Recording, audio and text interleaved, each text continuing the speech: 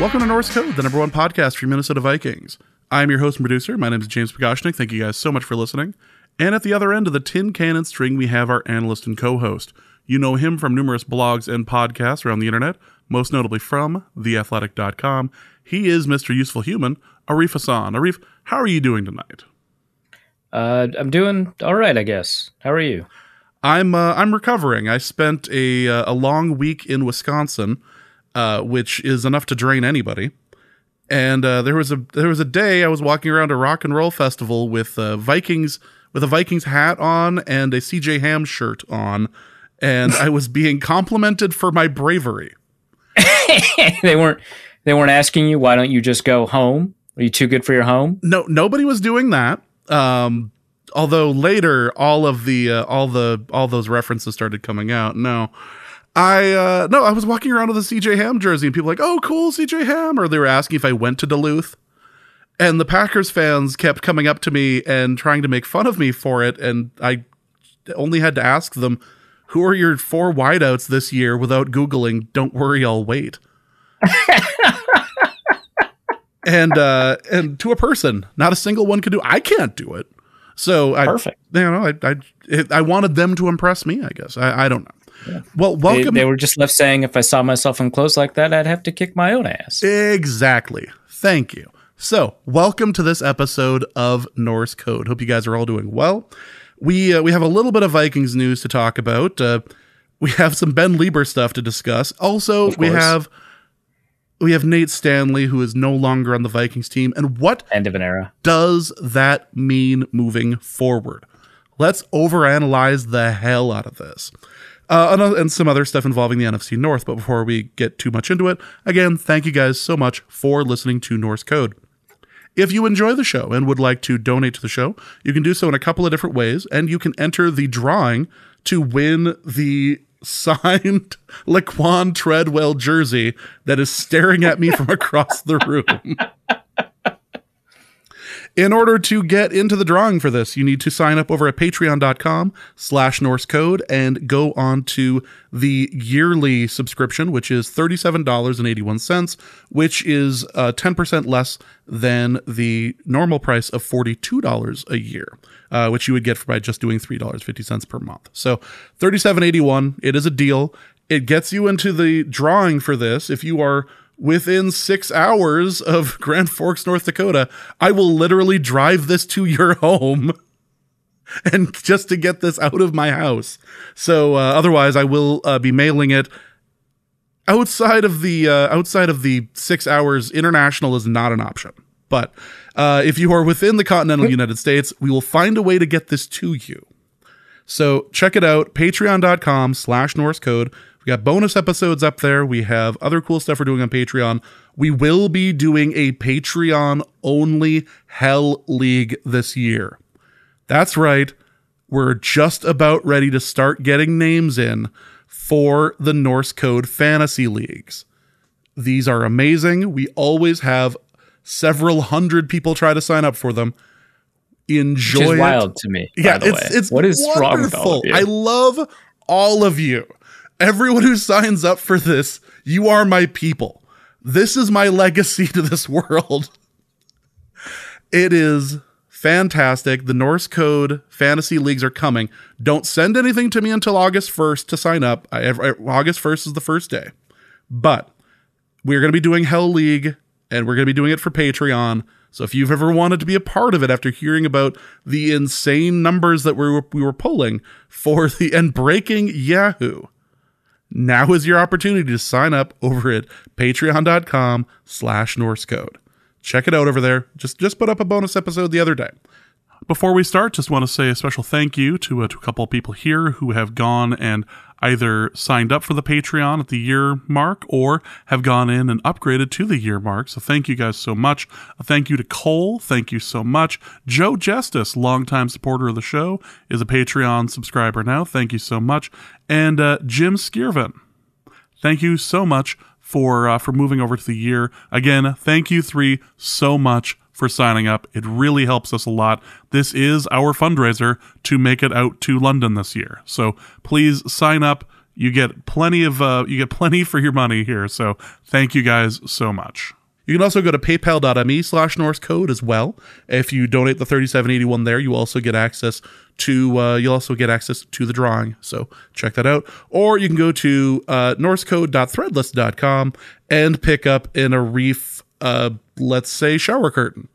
You can be one of the cool people on the planet, the only person on the planet with an Arif shower curtain. So check that out, norsecode.threadless.com. All right, all shilling aside, let's get into the show. Nate Stanley was released.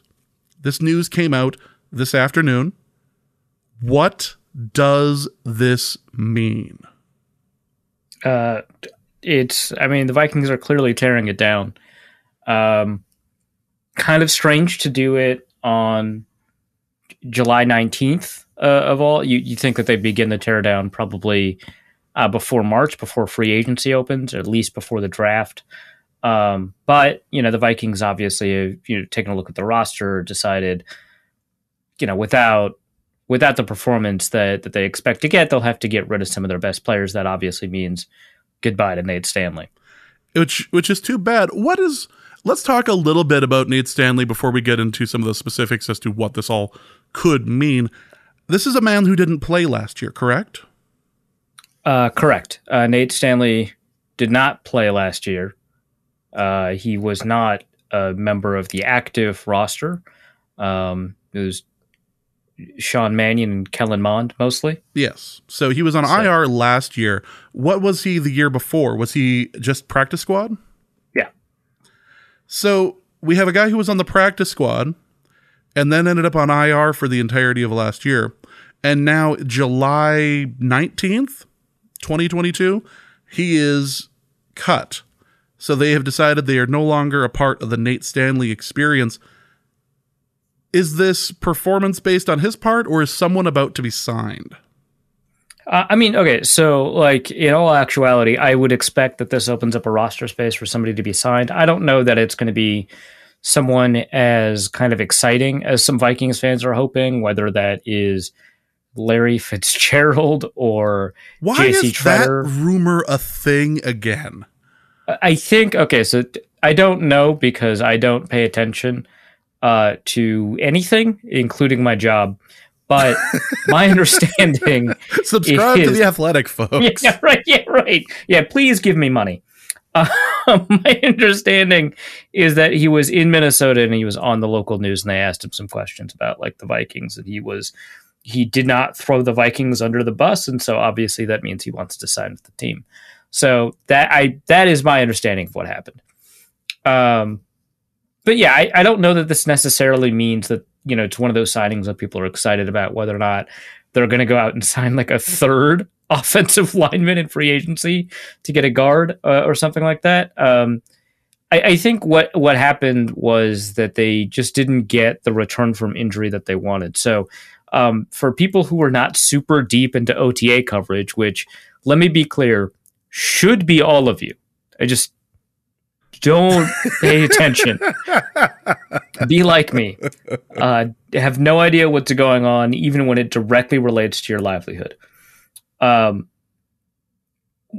if you weren't paying attention, like a good person, you would need to know the fact that Nate Stanley actually didn't really participate in OTAs. He was always, I don't know if off to the side is the correct, because he wasn't always on the sideline, but he never had a helmet. He never took any reps. He was wearing a cap. And so that would imply, of course, that he was too injured to participate in some way. I don't know if it was it didn't look like he had any movement problems, but of course he wasn't running, A, because he's a quarterback, and B, because he was too injured for them to let him do anything. But it didn't look like he had any movement problems. So it could be concussion related, or it could just be kind of a deeper injury or one that doesn't show up. Either way, whatever it is, he was clearly too hurt to participate in OTAs. And so my guess, and this is a guess, I don't know if he was, if they signed an injury settlement with him or whatever, they just didn't see enough out of him in the offseason, or he wasn't recovering quickly enough. And if that's the case, because if it's the same injury that got him on injured reserve, that would mean that the Vikings basically owe him money, right? Because he got injured on the job. But they might have signed an injury settlement with him to prevent him from going on the PUP list to begin camp. So that I think is primarily what happened. Now they might sign a fourth quarterback. I know of one who's available. Or they might sign, kind of just add another random position where they kind of need a couple more bodies. Cornerback, for example, would be another one to kind of consider. I don't think it necessarily means it's one of those veterans that everyone knows about and is excited about.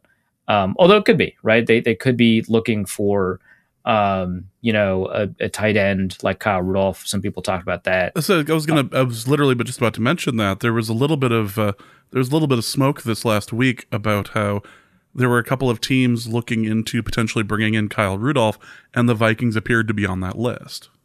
Yeah, Jeremy Fowler from ESPN, I believe, is the one who reported that. And that would be a good fit. Like, even if he had never been with the Vikings, like just assuming that he's this tight end that appeared out of the ether and we already knew what his capabilities were. The Vikings just don't have very good tight end depth. They don't. We don't even know how good Irv Smith is, right? And so adding someone who, even if he's not as good as he was 2 years ago, right? Adding someone who's got basically this floor in terms of quality. Maybe he's not the best blocker on the planet, but Irv Smith is a good blocker. And Ben Ellefson is a good blocker. You've got those bodies available to you. That would not be a bad addition, having Kyle Rudolph back on the team. So that would make sense. There's been some smoke about Ndamukong Suh, which would also make sense. That's a position that the Vikings need a little bit more. They can't just hope that Armon Watts can fill that niche. They can't just hope that they signed. Was it Bullard? I think. Because right now it's Harrison Phillips and Dalvin Tomlinson are the ones that we know are going to start.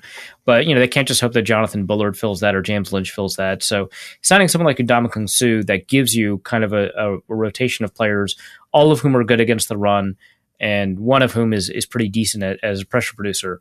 That it could be that, right? But primarily I think this is because Nate Stanley just wasn't available, right? If they wanted to sign Suh, they wouldn't have to go out of their way to cut someone a day early, right? They could just do that the day they signed Suh. So I don't know that this previews any particular signing. If they wanted to make one of the signings that people were excited about, they might just choose this time to do it. But I don't know that one necessarily follows the other.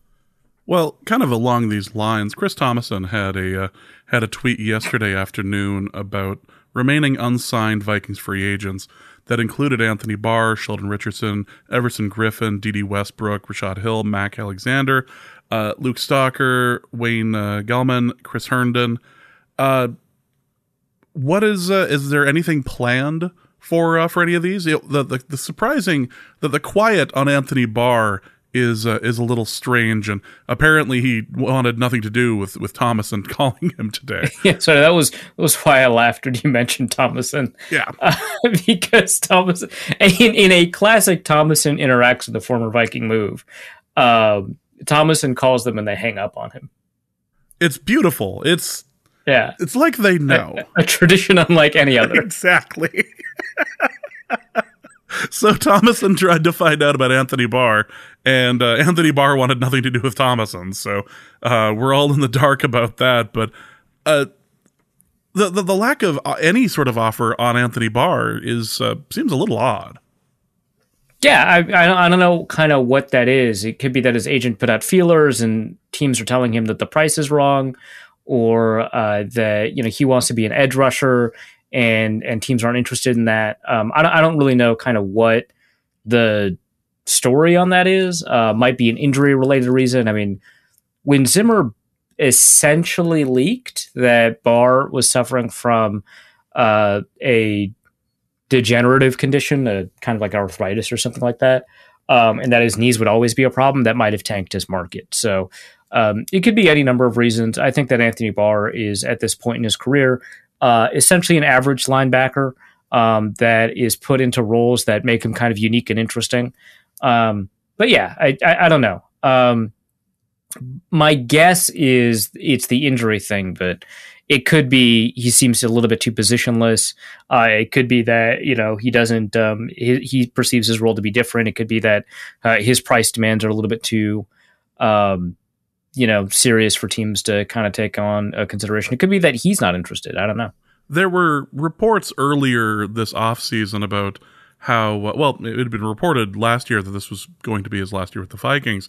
And with the new regime coming in, there was some report that had come out, and I don't remember the veracity of the report, but about how he was considering sticking around because of the new regime. So, and those originally started, I think, because Kevin O'Connell was asked about the team in his opening presser, and he raved about some players, and one of the players he raved about was Anthony Barr, and we were all, pretty interested in that. We were like, oh, maybe he's really into Anthony Barr. Maybe they'll find a way to re-sign him and find a place for him in this new defense, and maybe the way that this defense is constructed, there's actually going to be a place for him. And I think he just didn't want to reveal that actually, no, they weren't interested in Anthony Barr. I just misspoke. And so he's like, oh yeah, we're having conversations. We're talking. I saw him in the building. I said, hey, what's up? So, if we can get it to work, we'll get it to work. And it's, I don't believe that, but it was nice of him not to just say no.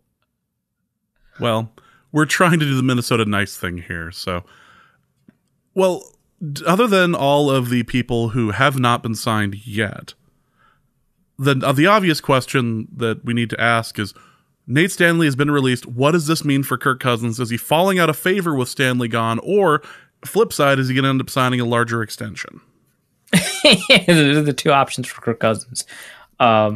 Either the new regime has signaled their distaste for Kirk Cousins by firing Nate Stanley, or they're so optimistic about the future of the quarterback position that Kirk Cousins brings that they don't need a Nate Stanley. See, we're overanalyzing the hell out of this because there's just not that much Viking stuff this week. I mean, honestly, I think it's just they have a disdain for Iowa football. And, who wouldn't? That's fair. That's really, we should ask what this means about Amir Smith-Marset, right? Yeah, that's the concern. Boy, his days may be numbered on the team. We might need to be looking at a replacement for him. What are the draft prospects for next year? I mean, considering we're not. That actually. Right. That's some locked on stuff. We're not going to do that. Instead, let's talk about. We would never do anything locked on. No, instead, let's talk about some quote unquote Vikings news, because Ben Leber has done a lot of talking this week about the relationship between Zimmer and Cousins. And anybody who paid attention to our episodes last year, and even if you didn't, and just paid attention to the occasional comments during broadcasts about how Zimmer and Cousins were finally spending an afternoon together watching film, which seemed like something they probably should have been doing at some point before last season, considering that, they were practically married to each other on this deal, but whatever. But this is the thing is Ben Leber is reporting a lot of things that Everson Griffin tried to warn us about. Yeah. He walked them back, but it didn't mean they weren't true at the time. Are we really in a reality where we have to say Everson Griffin was right? I don't know that I would have characterized it that way off the bat anyway. I just want maybe that's the shirt that needs to come out for the next wave of Norse Code merch. Everson Griffin was right.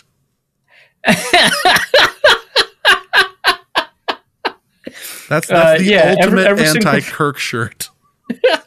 Everson Griffin broke the news wide open. This is the South Park thing where everybody screams, "We didn't listen," and then they put their heads back in the sand. I guess basically Ben Leber told us that after every practice, Mike Zimmer was telling Kirk Cousins that you can count on me waiting for you in the parking lot. There's just it was pretty clear that they didn't really like each other, right? So, I shouldn't say they didn't like each other. I don't really know what Kirk Cousins felt about Mike Zimmer, but kind of given how often Mike Zimmer would, I guess, relatively speaking, undermine him, I can't imagine that Cousins was also super on board. But it's not. So Ben Leber, he essentially works for the team. He doesn't actually work for the team. He works for K-Fan. K-Fan is the voice of the team, and they tend to have a fairly friendly relationship. Of course, they've got some personalities that don't. But They tend to have a fairly friendly relationship. And so it would not shock me if the Vikings maybe didn't plant the seed or anything like that, but were not, apoplectic, overcome with anger that Ben Leber decided to share this, right? Because Leber shared it in the context of, hey, this season is going to be really exciting and fun, and we haven't really unlocked Kirk because now Kirk Cousins has a coach who likes him, which, it sounds dumb, but like honestly, yeah, that kind of fair. Let's be real. That's not a bad argument for why Cousins might have a little bit more left to untap. So, great. We knew that was the case, that they didn't really get along. I'm glad that they had their little film sessions, their little homework study sessions, but that wasn't enough to repair the relationship. Boy, that just screams like couples therapy right there, doesn't it?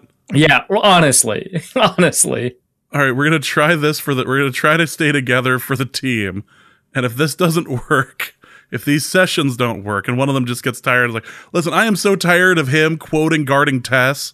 Oh my God, just no more. Between guarding Tess and National Treasure, I can't stand it anymore. Yeah, don't you hate it when people just like quote movies for no reason? Oh, it's just the absolute dirt worst, I cannot.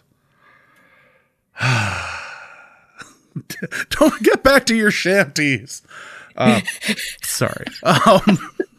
We're going to be doing this a lot this episode. Apologies. So, yeah, this is just... It seemed like an odd thing to be coming out, but it didn't surprise anybody. Anybody who watched last year, anybody who listened to stuff last year, it was clear that there were going to be problems. And even if you ignored all the stuff that came out immediately after Zimmer quit, well, not quit, when Zimmer was fired, I don't know. It seemed like a bit odd for Ben Leber to just, to go off on that, considering his position with the team, but right. Yeah. It was funny that it got like write-ups, right? Like, because Pro Football Talk had a write-up. I'm sure a couple of other places that aggregate it because I saw it elsewhere. Yeah, McAfee even spent some time on it too. Oh, that's funny. Did you listen to it? What did McAfee have to say? He just thought it was really peculiar that there was a bunch of open hatred going on. McAfee might have been just a bit too high for the conversation. Right. I love the opening. McAfee spent most of his time on a team with Peyton Manning, and if you're the head coach and you hate Peyton Manning, that's a you problem. That is definitely a you problem. I love the opening of McAfee's show on YouTube where he like can barely open his eyes as he's doing his intro, and I can't tell if he's like doing that on purpose or if that's just the way life is treating him at that particular moment.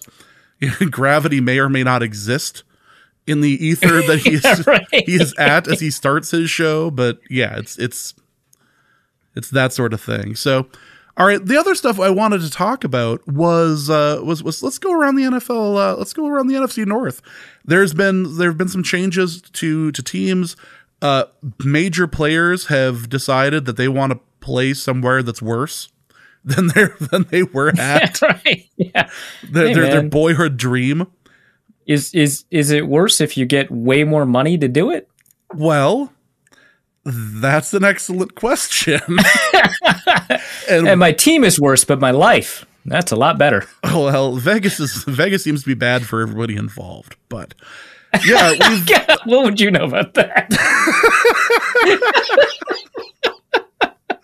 That was the worst flight back. Oh my God. All right, but we got three teams that we should talk about here, obviously other than the Vikings. Let's start off with Green Bay, and the first thing you have to talk about, the biggest development for Green Bay was that Devonte Adams decided that this was his last dance with the Packers, and he went over to the Raiders. Yeah, and my understanding among Packers fans is that they kind of expected them not to be able to keep Devonte Adams heading into the offseason, so it wasn't like a huge shock, I guess, but you lose the best receiver in football. You've got a couple of questions about, how that passing offense is going to go. Obviously, you've got a top 3 quarterback, probably a top. I mean, you could construct a ranking without Aaron Rodgers in the top 3 pretty easily, but you've got an elite quarterback, right? And so kind of how that will, manifest itself without Devonte Adams is going to be kind of interesting, right? So the Packers, I think that that's obviously a really huge loss. One of the, I think, the more underrated losses was also Marquez Valdes-Scantling. If you take a look at some of the kind of deeper analytic dives that are done into the impacts that receivers have on a football field, whether it's using like GPS tracking or chip tracking or whatever, Marquez Valdes-Scantling is one of those players that probably has a bigger impact than I think, certainly that I realized, reading into kind of the way that people evaluated his play in the offseason, I think kind of opened my eyes to, what a good player he was. And it conveniently occurred at a time when I could use this as a weapon against the Packers, so I will take it. But losing both of those players, losing your top two receivers, I think typically speaking, we'd say that would be a huge step back for an offense, especially an offense that, it doesn't have the offensive line it had 3-4 years ago, right? That was a really great offensive line, top 3 offensive line in football. And now, I don't know, right? They still got Bakhtiari, they still got Elton Jenkins. But, we'll see. And I'll talk about the offensive line in a second because they made a couple of investments there. But on top of that, they drafted 2 wide receivers. They got Christian Watson and Romeo Doubs. Christian Watson was 49th by the consensus big board. Romeo Doubs is the 139th. Obviously, Christian Watson's not going to matter. He's from NDSU, and we know that they can't produce football players. So really, it's a question about Romeo Doubs, who is he from UNLV or something like that? Maybe just Nevada. But Doubs was a player that I thought for a while he was getting some second round steam, and then he could just kind of fell as people were evaluating more receivers, and they moved a couple of kind of like late rising linebackers up the board and stuff like that, and that dropped Romeo Doubs. I don't know that either of them are going to be ready. Christian Watson, looked really good in the Senior Bowl, but he was injured a lot last year. There's some like technical stuff that he needs to gain, and as an older rookie, he just doesn't have as much room to kind of grow into that as a lot of rookies do. He tested through the roof. He had really phenomenal athletic testing numbers. So we'll probably see him on the field just to, maybe he'll be a deep threat for a while. But in terms of his ability to kind of replace Devonte Adams, I don't think anyone expects him to do that outright. But to be kind of the number one receiver out of the gate, that might be asking a lot.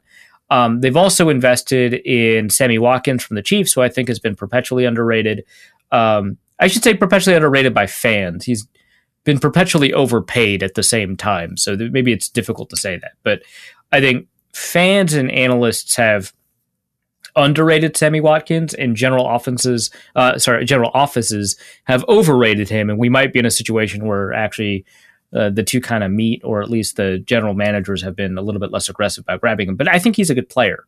And so when you combine, one of those two rookies potentially breaking out, Allen Lazard and Randall Cobb, they might actually have a pretty functioning receiver core. I thought, when the news came out that they lost Devonte Adams and that they lost Marquez Valdes-Scantling, I think it was easy to say that receiver core was decimated and bad, and it's a little bit better than I thought. So there's going to be something there.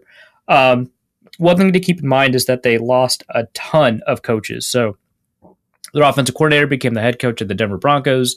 Their tight end coach became the offensive coordinator of the Broncos.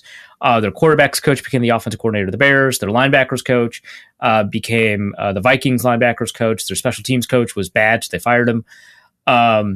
Technically, they let his contract expire, I guess, but they replaced him with Rich Bisaccia, who's pretty well regarded, was the interim head coach for the Raiders after the John Gruden stuff. So there's going to be a lot of lost continuity, especially on offense, that is kind of worth taking into account. They elevated their offensive line coach to offensive coordinator. So I don't know that they'll get the same level of offensive line coaching that we've seen in the past. First, because the current offensive line coach has been elevated, but second, because the guy that made the Green Bay offensive line so spectacular in the past, James Campen, he hasn't been with the team for years. So I'm kind of curious about that. They made a bunch of investments along the offensive line. That interior doesn't look like the world's best, interior offensive line, but it's also certainly not the worst. It's certainly better than the Vikings. So they've got John Runyon, Josh Myers, Royce Newman. Myers, I thought, played better than I expected. Royce Newman's not very good. We had Justice on the pod previewing the Packers a bit ago, and he was not the biggest fan of Royce Newman in terms of awareness. But they invested a lot at the position. So 3rd round pick Sean Ryan, 4th round pick Zach Tom, plus they have a backup linebacker from the 7th round, Rasheed Walker. All really, really excellent athletes for the position. Zach Tom might have been, out of all non-first round offensive linemen, Zach Tom was probably one of the best athletic testers, if not the best athletic tester out of the non. And even if you include first round offensive linemen, it was like first or second. Like an incredible tester. Sean Ryan was a super athlete, UCLA guy. I had him on the short list for the Vikings. They didn't draft him, but he's a good system fit for the way the Packers run that offense. So I'm kind of curious if one of them kind of gets elevated into that role over somebody like John Runyon. Rasheed Walker, I thought, he was a guy that they drafted ahead of where he was going to be on the consensus big board. And, he's somebody that people have been a little bit high on for a while. So I'm kind of curious about how that offensive line will look. The tackles are really, really good. It's the interior that's going to be a problem. But for the most part, that offense is going to take a step back. I just don't think it's going to take as big a step back as I would have thought like a couple of months ago, right? Taking a deeper dive into looking at who they have, that's a pretty fine offense. Defensively, Rashawn Gary, the pass rusher, is going to be almost their entire pass rush. Preston Smith is just not who he used to be. And that interior defensive line, really, really good, but primarily run stoppers except for the rookies. So Kenny Clark, nose tackle, really good pass rusher for a nose tackle, but more of a run stuffer. Jaron Reed, who they signed from Kansas City, run stuffer. Dean Lowry, I think, a pretty good run stuffer. Devonte Wyatt, he's a guy that I think, from an analytics perspective, just not a very good pick, but a lot of people loved him in the draft. A lot of people liked the athleticism that he had. He's an older rookie like Christian Watson, who generated a lot of the pass rush production that a lot of the other Georgia players that were supposed to be good pass rushers didn't have, including, I believe, the first overall pick. But I don't know. Like, watching it seemed like it was more scheme than talent, and it looks like he's got a long way to go. And again, he's an older player, so we'll see about that. At linebacker, they returned Devandra Campbell, who played at basically an all-pro level last year, plus they get Quay Walker. He's a guy that I thought was way overdrafted from the consensus board perspective. I didn't watch a ton of him, and so I could just be wrong about that, but I don't know about that. That didn't seem like a great pick, but they do have, I think, a really solid set of linebackers there, which is probably the first time in a long time you could say that heading into the season. And then cornerbacks, they got Jair Alexander, they got the two safeties, Adrian Amos and Darnell Savage. Eric Stokes is not very good. Maybe he'll get better. Rasul Douglas is a guy. I mean, he's fine. So that defense, I think they return the same defensive coordinator. So that defense might still continue to be pretty good. So the Packers, I think, are in a much better spot than I thought they would have been had I thought about this, briefly a couple months ago. But that's where they are, and I think it's still fair to say that they're clear favorites to win the division. All right, well, let's talk about Detroit for a moment. This is a team that has a bit of buzz to it. It had a little bit last year, but it seems to be growing more this year, and to the point where people are literally drinking and cooking with the Kool-Aid. Dan Campbell seems to be pushing them in the right direction. On paper, this is an interesting team. Yeah, for sure. I think you take a look at the roster, like top down, and it's really easy to see how you get excited by this team. The problem, I think, is like what positions matter and who they have. I think historically, anyway, what positions matter. From an old school football perspective, which obviously, Dan Campbell, that's what he represents, it's so easy to like this team. It is a very good offensive line. I wouldn't be surprised if by the end of the year we're calling them, a top 3, if not the top offensive line in the NFL. They just have that, I think, upside there. It's a really fun, interesting defensive line that they just invested in. And, an old school football guy would just be like, yeah, you build your team through the lines. And they've done that. They've got multiple first round picks at positions all across the offensive line. They've invested in free agency, they've invested in free agency on the defensive line. There's a lot there to like, but then you take a look at, what positions historically have mattered based off of like the data that we have available to us, and that's quarterback, that's receiver, that's cornerback. And I don't know about that. I don't know that they've got that there. So kind of like a really interesting clash of philosophies. So they've got Dan Campbell, who everybody loves, and if you don't love him, you're obviously damaged and you need to seek a therapist because he rules. They have replaced offensive coordinator Anthony Lynn with tight ends coach Ben Johnson, although that replacing had already begun to occur midway through the season, and Ben Johnson was doing more and more of the play calling and the pass coordinating and stuff like that. So this kind of makes it official. I think that that's basically an upgrade because that offense got better over time. They drafted Jamison Williams in the first round, so they do at least have one good receiver. I like Amon-Ra St. Brown. I think a lot of people the people that I respect are basically saying that, he's overhyped and, he's actually not that good and he's more of a number 2 receiver, which obviously in this position you get to be a number 2 receiver, so that's not too bad. And that there's a ceiling on him and, whatever. I like him. So you do have that. After that, it gets a little rough, right? So you've got Viking killer Khalif Raymond, who I believe has only ever produced against the Vikings. You've got DJ Chark, who was on the Vikings and did not really produce for them. You've got Quintez Cephas, who I just like him a lot. I was high on him coming out of the 2020 draft, and I think he's overperformed his draft slot as a 5th-round receiver.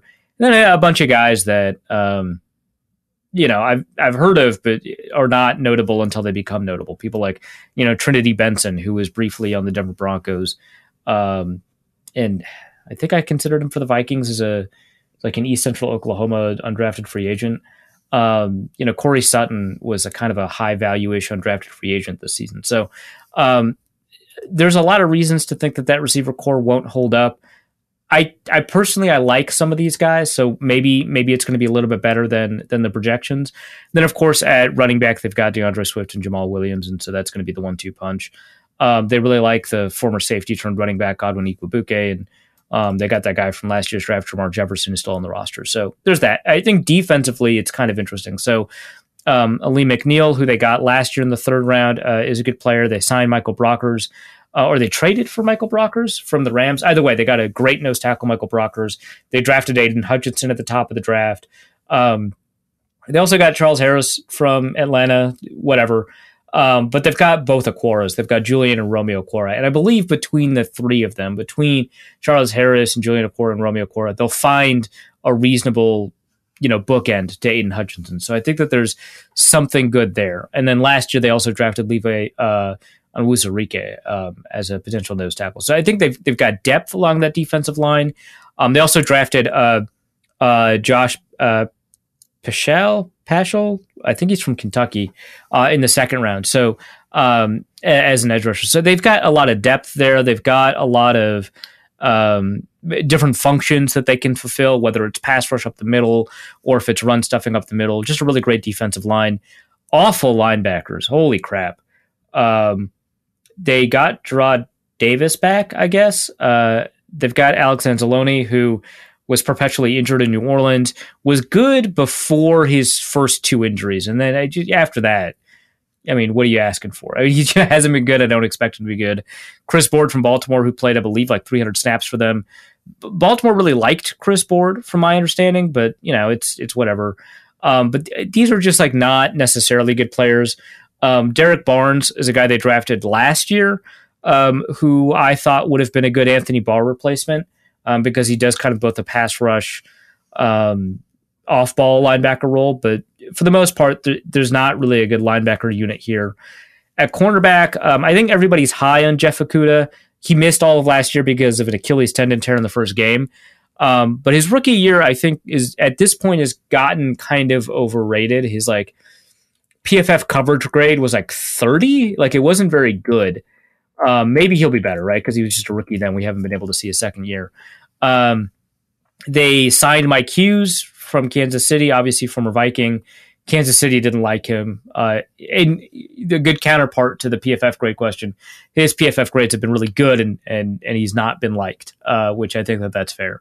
Amani Oruwariye, I don't know that he's shown enough to be so it's this back end, the cornerbacks and safeties, unless Tracy Walker can show again what he showed 2 years ago as kind of a interesting strong safety hybrid. Maybe Deshaun Elliott, who they grabbed from Baltimore. What those safeties have like potential, but and they also have a 3rd round pick. But I think for the most part, that back end is kind of weak. They've got a really good defensive line, really good offensive line, really weak linebackers, and potential in the secondary, but not anybody that I'm over the moon about. But this is like a roster where you look at it top down and you go player by player, and you can really like a good chunk of these players. It's just TJ Hawkinson, a tight end, I didn't even mention, like just a really great cast. But in terms of the positions that matter the most, cornerback, receiver, quarterback, it's pretty lacking unless they can figure out what magic made Jared Goff interesting for a couple of years in LA. There's nothing. Well, just to clarify one of your questions, Michael Brockers was part of a trade. He was traded for a 7th round pick.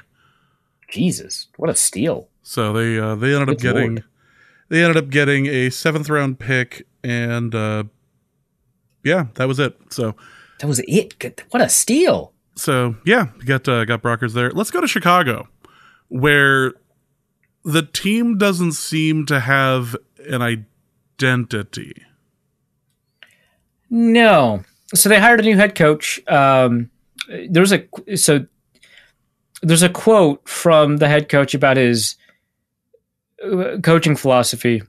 So Matt Eberflus, along with general manager Ryan Poles, again, the head coach Ryan, head coach Matt, general manager Ryan, just like last year, so that the owners can remember.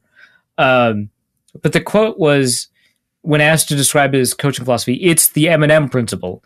It's about having a great motor and about being mean. And that's what you need on your lines. The defensive line needs that, and the offensive line needs that. And it's like, all right, fine. That's just so weird.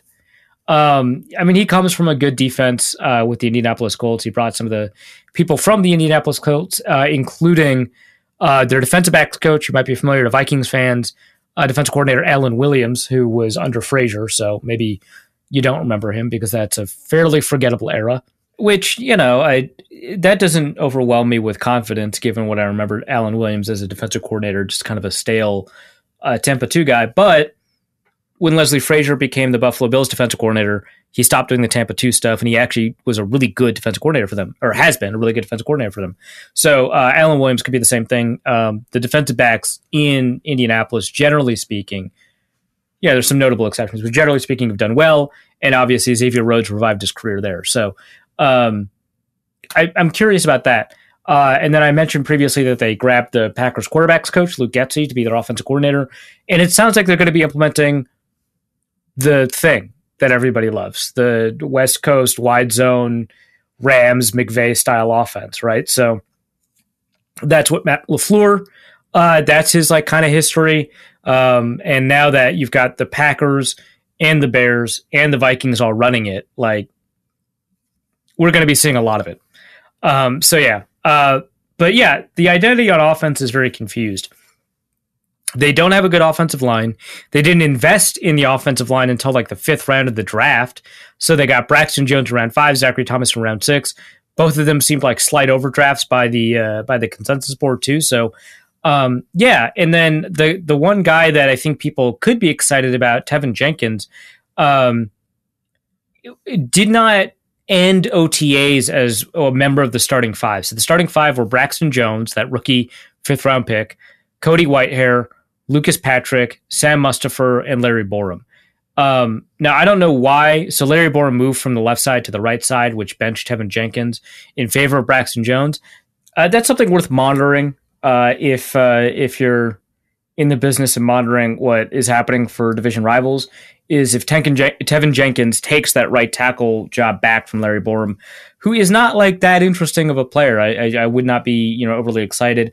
Or if maybe they play him at right guard instead of Sam Mustipher, who is just not a very good right guard. It's kind of a similar problem to the Vikings. But I don't know. I don't like Cody Whitehair is the good player on that offensive line, right? Like especially if they don't start Tevin Jenkins, there's not very much upside to be excited about that offensive line unless you think a 5th or 6th round rookie is going to be able to take that job and just be a really exciting player for a team that has just not been able to produce good offensive linemen. So they didn't invest at that position. Justin Fields holds on to the ball for a long time. That's just something that they're going to need, right? And so unless Fields does a better job of getting rid of the ball quicker, which we'll talk about that in a second, that's going to be a huge liability for them.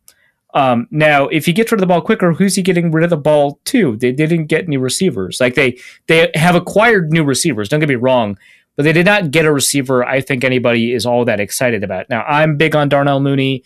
A lot of people see him as a wide receiver too, which is fine. I think that makes sense. I think he could potentially transcend that. Maybe not. Maybe he's just always going to be a really good second receiver to have, in which case you don't have a first receiver because they just traded for N'Keal Harry, who his peak production was his second year, so 2 years ago, 309 receiving yards with the New England Patriots. They signed Byron Pringle, who, for what he was drafted for and for the role that Kansas City asked him to play, overperformed, but his peak was last year, 568 yards, and that was a result of like some injuries and stuff like that. They signed Equinemius St. Brown from the Packers. His peak production was his rookie year, 328 yards. There's not a 600-yard guy, right? They lost Allen Robinson, who, frankly, good for Allen Robinson, right? Like that's a him thing. That I'm glad that he's out of there. He's finally free. I guess Darnell Mooney got 1,000 yards last year, but he doesn't. For most people, and again, I could see him becoming a receiver one, so I'm not really there. But the consensus opinion on him is that he just cannot lead an offense. So they don't really have a receiver group that I think allows Justin Fields to be able to get rid of the ball quickly and avoid the problem of that offensive line. They did add a receiver in the draft, Bayless Jones, who is a 25-year-old rookie. The current memes about him are about how old he was or is. I remember when he was drafted, people made fun of him for how old he is. The thing is, he's a returner, right? So he has really great, he averaged over 15 yards per punt return. He's got really great kick return production, really great punt return production.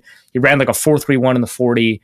But, he's not a receiver. So so for the first 5 years of college, which does not comprise his whole college career, he played for 6 years. For the first 5 years of college, he had 627 receiving yards. That's not an average. That's a total. He averaged just over 100 yards a year in college for the first 5 years. Now, in his sixth year, he did, quote unquote, break out for 807 yards for Tennessee. He played for both USC and Tennessee. And that is just less exciting to me because as a 24-year-old competing against 19 and 20-year-olds, I bring this up on the podcast all the time, you have an enormous advantage.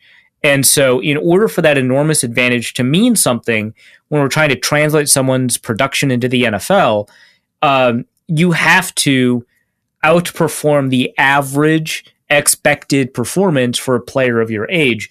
And he did not do that, right? That advantage is not going to be there when he enters the NFL, right? Because people who are playing at their physical and technical peak, around 28, 29-year-old receivers, essentially, or cornerbacks, right? When you're going up against those cornerbacks that are like 27 years old, you won't have that advantage anymore. And you're not beating up on a 19-year-old corner that learned how to backpedal that year, right? Like if they didn't backpedal in high school and their college coach is finally teaching them how to backpedal, you've got a pretty good, you're 24. You've been up against this for 6 years, right? That's not what's happening in the NFL.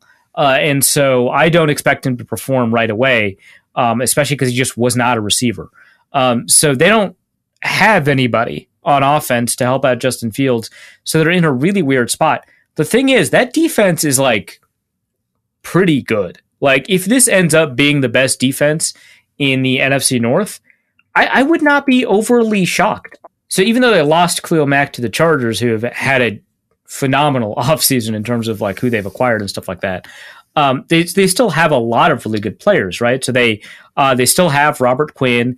They grabbed Justin Jones. They've got Mario Edwards. They lost Eddie Goldman, right?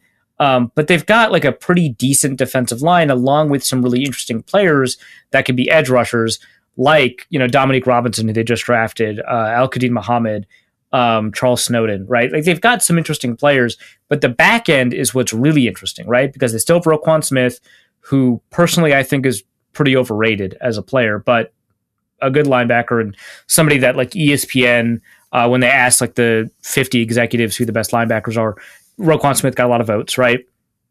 They drafted Kyler Gordon. They drafted Jaquan Brisker, who at safety, I think he's from Penn State.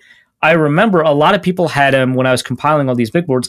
A lot of people had him as safety number 2 behind Kyle Hamilton. Personally, I had Lewis Cine at safety 2. So, good for the Vikings for grabbing that guy. And some people had some other safeties up there. I think Jalen Petre was somebody's second safety. There was a lot of competition at second safety, but Jaquan Brisker showed up there a lot, and he showed up as a really versatile player, as somebody that could play both roles. They've got Eddie Jackson back there, who's still pretty good. And Jalen Johnson, who had a pretty decent rookie year, I think could probably kind of reproduce some of that heading into year 3. So the back end is pretty good, and it just seems like if I were them, so they've been gearing up, and we got a question about this from Bill Botke, who I might as well just talk about it here. So Bill Botke asks, the Bears are undergoing a rebuild aiming for $96 million in cap space in 2023, but at the same time, they're trying to evaluate Justin Fields, whose rookie performance was mixed. Usually a team will build around young quarterbacks to see what they have, but instead the Bears are surrounding Fields with mediocre wide receivers and guards like Dakota Dozier. Does the strategy make sense? Should I be happy or it is Vikings fan? You should be happy, right? Because the defense is still full of like pretty good players that like, for what, right? For who?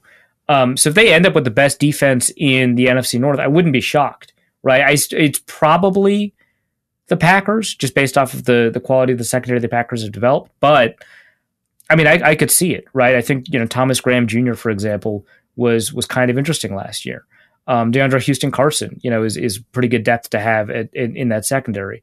I don't know that. I don't know that like the Bears really have a cohesive strategy, like James, like you mentioned. So, I think that the Bears are probably 4th in the division, given how bad that offense is. But it seems like they're over leveraged on defense for basically no reason. I enjoy that. The only 2 sports bets I made in Las Vegas were taking the under for both the Bears win total for the year and the Washington Commanders, because that way we could literally bet against Carson Wentz. Yes. That I enjoyed that thoroughly. Let's go to the mailbag. And Draw Play Dave starts us off with an interesting question. Is Kirk Cousins the most polarizing QB in Vikings history? Maybe the most polarizing starting quarterback that I can remember, but like you all remember Joe Webb, right? You could make an interesting argument over all of the drama that happened with Brett Favre. It didn't sustain itself as long as Kirk Cousins did. But you could make a serious argument about the Brett Favre coming in. You could make some argument about the will he, won't he return thing. Do we want him to return after 2009? What are we, how poor the play was in 2010, like all of that. Yeah, that was burning magnesium. So if you include, the thing is, I don't know that anybody in 2010 was like at least like 4 games into the season. I don't know that there were many people that were like, no, he still got it. You just gotta wait. Like I feel like everybody was kind of in lockstep. I shouldn't say in lockstep, but I think everybody moved along the Brett Favre journey at kind of a similar ebb and flow, right? Like, that's weird, but man, last year's team was pretty bad. Let's see he's not going to training camp? Yeah, all right, that's fine. Don't worry, he knows how to play. Shows up, okay, well, this is fine. Holy crap, the San Francisco game was awesome. I'm on board. And a bunch of people were super happy. And then he threw a game-ending interception, right, at the very last moment. Everybody was like, yeah, we should have seen that coming, I guess. And then started 2010. Everybody got really excited. First game happened, I think it was against New Orleans. That was a letdown, but everybody was like, this is still going to happen. 4 games in, everybody was checked out. And then, I don't know, we've talked about the 2010 season so often. But, and then, he died on TCF Bank Stadium. and we never heard from him again, and he was never able to embezzle money from the state of Mississippi. Anyway, most polarizing quarterback in Vikings history. I just feel like I bet, Joe Cap, there was a lot of discussion about him way back in, like, what was it, 69? I'm sure if you ended up with a Joe Cap style quarterback, just insanely gritty, super charismatic, incredible leader, I believe he refused to accept a team MVP award because he's like, all of us deserve it, right? And clearly meant it too, right? Like, one of those guys that is on a team that wins because it has like the best defense in the history of the NFL. I'm going to stand by that one too.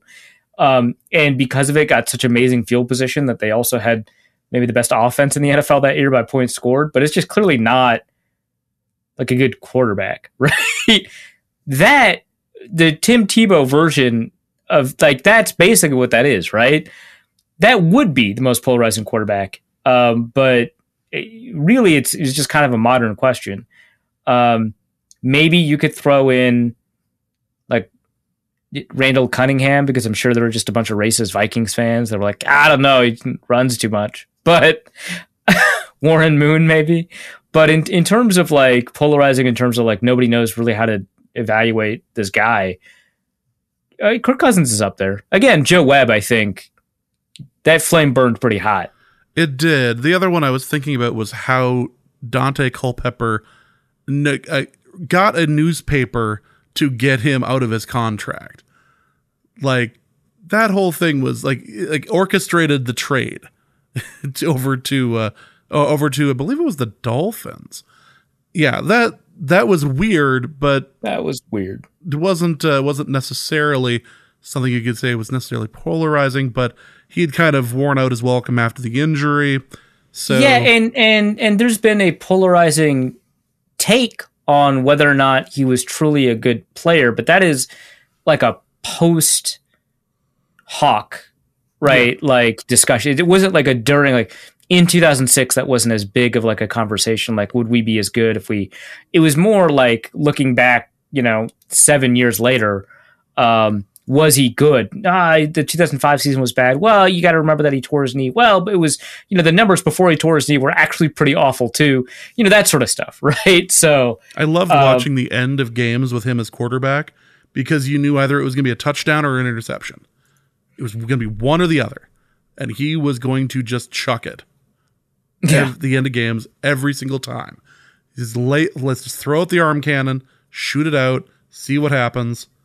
And some of those picks were just so beautiful to watch come down.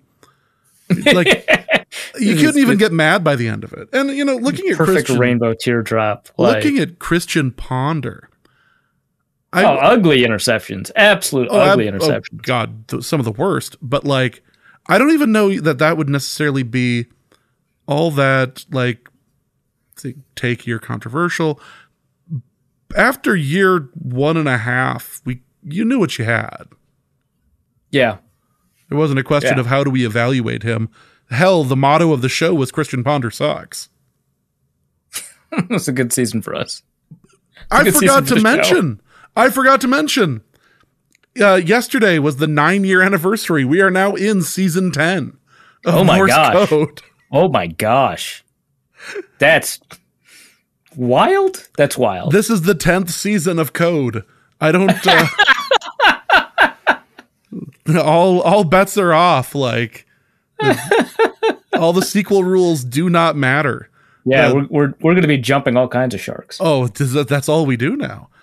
That's what we do. Yeah. Andrew Shad asked, Arif tweeted yesterday about Kirk being a quote absolute take machine, but where does he stack up historically against other take machines? Who's in the Hall of Fame for, quote, the take generation? And does a police chase in a white Ford Bronco count as take generation? Okay. It's really strange that I'm put in a position where I have to answer whether or not a murder counts as generating takes.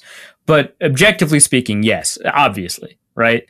I think you have to separate post-career versus during career take generation, right? Like, Dan Orlovsky has generated a ton of takes, but it would be unfair of us to say that Dan Orlovsky, the player, generated a ton of takes. Now, obviously, running out of the back of the end zone in 2016 season, he overproduced in terms of his draft stock, in terms of his ability to generate takes. And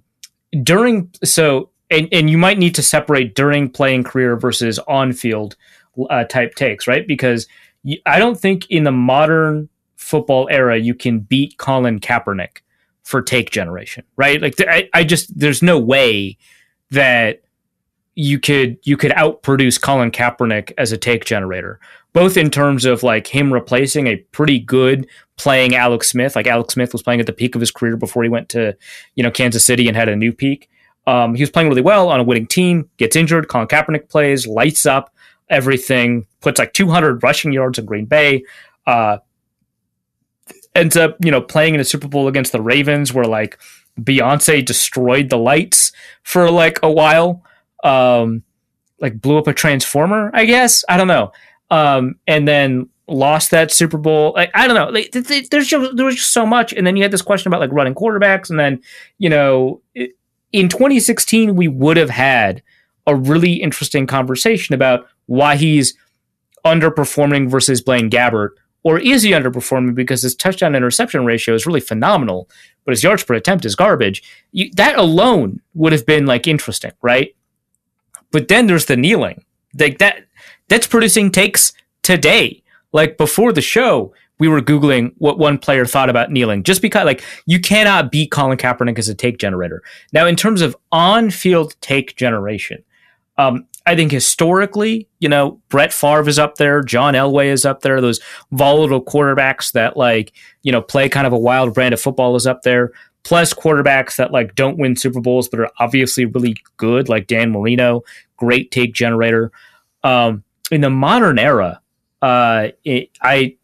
Kirk Cousins is absolutely up there. In the previous generation of quarterbacks, I think Phillip Rivers and Tony Romo are there for sure. Guys that just can't close it, but are clearly good quarterbacks. I don't know. Tim Tebow, I think you can't really beat him for a 2010s era take generator. So I don't know that Kirk Cousins I don't think he stacks up to if we're talking about playing career players. I don't think he stacks up to Colin Kaepernick, obviously, Tim Tebow, obviously. But I do think that like in that next tier of Vick. Non-elite take generation, I think that he's with the Phillip Riverses and the Tony Romos. And then you've got like, Kirk Cousins has his own off-field, like, the COVID take generation stuff was really good. The glass tube of rocks that mean death, that's pretty good. His grilling, pretty good. So he's got like a fairly decent portfolio off the field, but on the field, I mean, he's up there. He's pretty good. Yeah, and let's not forget about all-time Hall of Famer Michael Vick in this regard too. Oh my gosh, yeah. And that is an interesting question because his off-field take generation capacity spilled back over into his on-field take generation capacity when he joined the Eagles, right? Like that's an interesting integration of the concepts for sure. But yeah, no. And with Michael Vick, you can't say post-playing career, which is pretty unusual, right? All of the takes that he's generated, unless you create a donut that is his playing career, which would be fair because you cannot play while in prison, as far as I know, occurred in the time span by which he played in the NFL. Now, if we say that like all of that stuff occurred outside of his playing career, then maybe you could have some argumentation. But even Michael Vick, during like from the most benign stuff, like does he get hurt too often? Does he carry the ball wrong? To does he deserve to be able to play football after what he did? To hey, so he's a running quarterback. Let's talk about that for like the 1,000th time. I'm like Michael, yeah. So he can't touch like the elites like Colin Kaepernick, Tim Tebow. He can't get up there with the near elites like Michael Vick. I don't know that he is as talented to be like a Dan Marino, John Elway in terms of take generation, but that next tier, I think he's probably up there with like the Phillip Rivers and Tony Romos. Yeah, Matt Ryan actually Matt Ryan's not as good as take generation as his career would make you think he should be. So yeah, actually, yeah, I think he's up there. Certainly like kind of maybe not once in a generation in terms of takesmanship, but like kind of a rare talent in terms of, not like a Rob Gronkowski or an Antonio Gates, but, like a Jimmy Graham. Like, you really appreciate having it while it's there. I'm not sure if we'll miss him the same way that New Orleans did, but... Right. Dustin, but he'd get an all-pro 1 or 2 years in terms of take generation. Oh, absolutely. Dustin asks an interesting question here. Says the stats that have come out say that if the Vikings wouldn't have given up all those touchdowns at the last 2 minutes of halves, they would have ended up with a 15-2 record. How much of a difference in this department do you think will be had under Kevin O'Connell? So I haven't seen the statistics, so don't correct me if I'm wrong, but it sounds like if you get rid of all the touchdowns that occur in the last 2 minutes of halves, which seems pretty unfair, like in favor of the Vikings, obviously, but like no team gives up 0 touchdowns, right? Like that's kind of a ridiculous. Like, yeah, if you were the best team in the history of football at 2-minute defense, it turns out you'll end up with a really great record. Like, okay, great, thanks. Now, mind you, if you only looked at the Vikings in the 56 minutes that occurred outside of that, they would have had an elite record. I know that. Like, if you looked at every team that only in those 56 minutes, which I believe at what point during the season I actually put out there, right? Because their point differential would have been 3rd in the league. Their record, would have been up there, would have been really high. So I'm not saying like even if you put everybody on an even playing field that they wouldn't have been like a really fantastic team record wise. But if we said that they were average, right, at giving up touchdowns at the end of halves, and then they would have given up a 15-2 record, then this would be a much more entertaining conversation. But I don't think that that's where the stat ends up going. And maybe I'm wrong. Correct me if I'm wrong, by sending me a tweet or whatever. But they would have had a winning record, and they certainly would have made the play. Not even a question, they would have made the playoffs. How much do I think this will improve? Substantially, but not like. So the Vikings had the 30th ranked defense or something last year by various metrics, whether it's total points allowed or expected points or yards per play or whatever. But if you only looked at the 56 minutes, it was actually in the top half. I don't know that the defense is going to be in that top half for those 56 minutes next year, right? Like it's not like a knock on Ed Donatel, who seems like a fine defensive coordinator. I don't know. But Mike Zimmer, as much as like I clearly praise him too much in this podcast, is a really good defensive mind. He's a really great defensive coach. Really good. Is the final 2 minutes kind of undercut it. And when you look at the totals, that's a huge problem. But if we kind of anticipate or bake in regression or a decrease in performance for those 56 minutes, and then also add in a massive improvement in performance in those 4 minutes that occur at the end of either half, I would think that the record should still improve even after you take that into account. But I don't know that you can generate a 15-2 record. I think that probably the team is I could see a 10-win team. I think their over-unders at 9.5, which is not as good as it sounds because it's a 17-game season. But I could see a 10-win team, and I think that a lot of that difference might occur in the final 2 minutes. So, I mean, it's fair to point that out, but yeah. Next question is going to be from Ivy Strafing, who asks, will they use Bynum or Harry as the dime linebacker this year? So Ivy Strafing, I believe, is a really high-level Madden player, so shout out to Ivy Strafing. Which he might be asking just for Madden-related reasons, which would be awesome. I actually think it might be Lewis Seen, just because of his hitting potential, but if not, it would be Harry. I don't think Bynum is in that role. I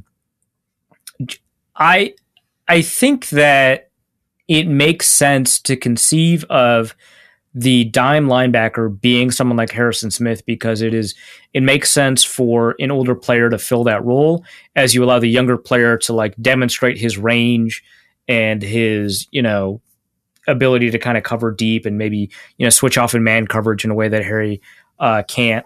But honestly, I think that maybe the best, because Lewis Cine has such great reaction time. Not that Harry has bad reaction time. I mean, obviously, he's very good. But Lewis Cine, like, he's got such incredible anticipation and reaction time, which is such an important feature the closer to the line of scrimmage you are. I personally think that Lewis Cine would be a better fit for that. And then you add on top of that how incredible of a hitter he is, which, if I was going to compare who is the hardest hitting safety between the two of them, I think peak Harry is probably a harder hitting safety than Lewis Cine, because that's hard to beat. But current Harry, I don't know, maybe Lewis Cine's a better hitter, right? And maybe he can generate more force, coming off of a block or into a block or something like that. So actually, I think the Vikings should play Lewis Cine. The more I think about it, the more they probably would rather play Harrison Smith. I don't think Cameron Bynum enters this conversation, though. So that's something to kind of keep in mind, is that I think that he is much more of a free safety that can, moonlight in the slot or, in a pinch at cornerback. He can tackle really well for a free safety type, but I just don't see him as somebody who's, consistently taking on blocks or anything like that. So I think it's either Harrison Smith or Lewis Cine. Personally, if the Vikings decide to, put one of the safeties in at dime linebacker, I would think Lewis Cine's the better choice, but I could absolutely see the Vikings putting Harrison Smith there. Let's go to Michael Chow, who asks, a few years ago, when Stefanski was promoted to offensive coordinator, I thought he'd be able to get the most out of the offensive players due to his long-time familiarity with them. How do you think that would fare with an entirely new coaching regime? On one hand, you could say that studying film to play against them could have, just have been as big of an impact as years of actually working with them. You could also say that studying film on them now presents a new unbiased eye on their strengths or weaknesses that the players haven't seen because they haven't coached them yet. Thoughts?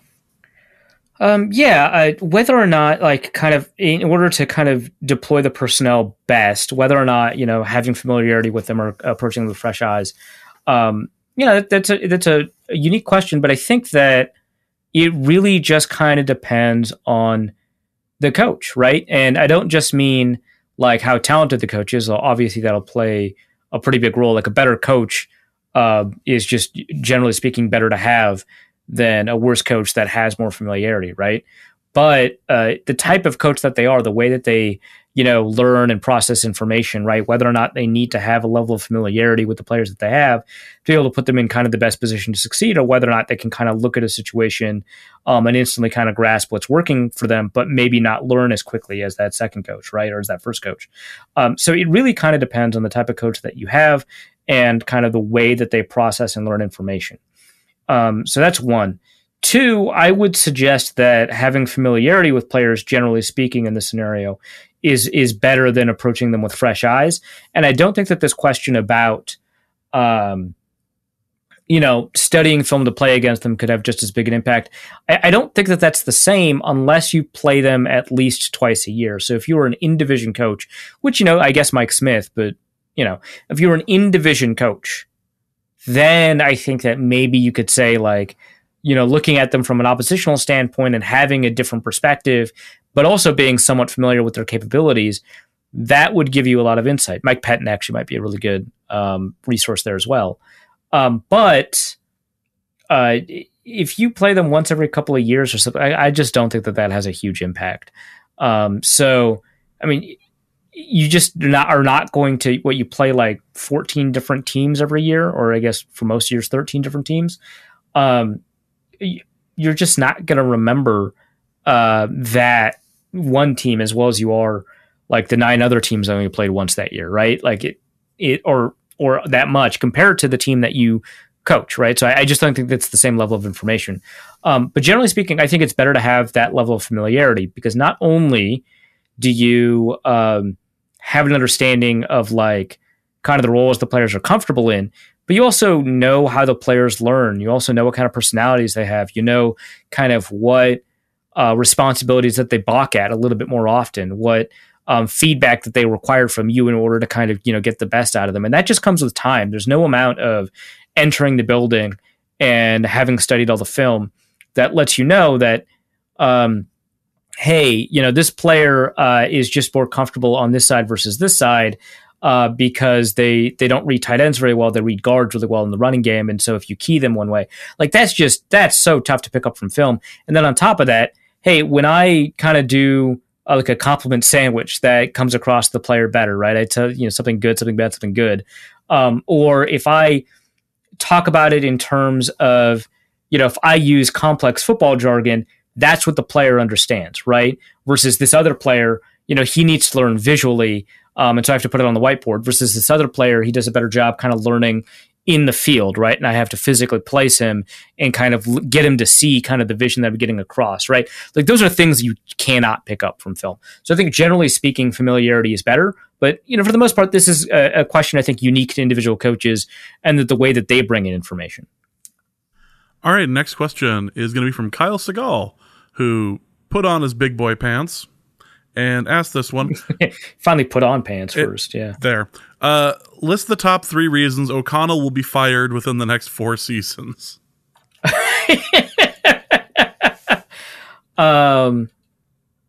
Yeah, he could have like one of those random injuries, right? Like alligator bites his hand off or something. Always an kind of option. like, yeah, that's always an option. And that impacts his effectiveness, the same way that the eye with Mike Zimmer, right? So I can't beat the response that this got from Mark Pittman, who also posted the Daily Norseman,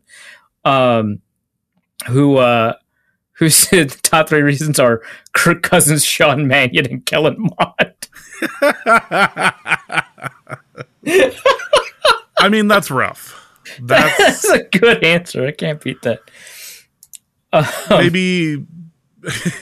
Maybe he angers Kirk to the point where Kirk swears, and that's like the canary in the coal mine. Oh, wow. Wow. Yeah. Kirk's not taking any I wonder crap. how the politics of that would work out, right? If the head coach and the quarterback are fighting and one of them goes to the owner, who wins? That's interesting.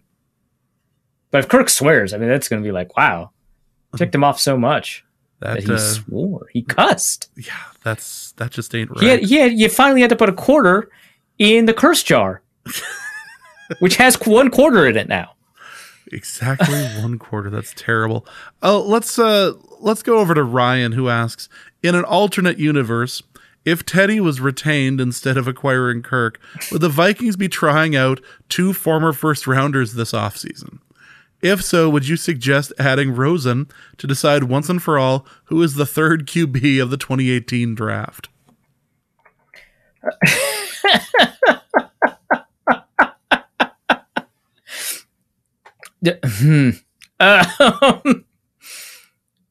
Okay, so the 2018 draft, Josh Allen, Lamar Jackson, obviously, but was it Baker Mayfield, Josh Rosen, and Sam Darnold, right? Oh my God. Yeah. Yeah, so Teddy could duke it out against all the... It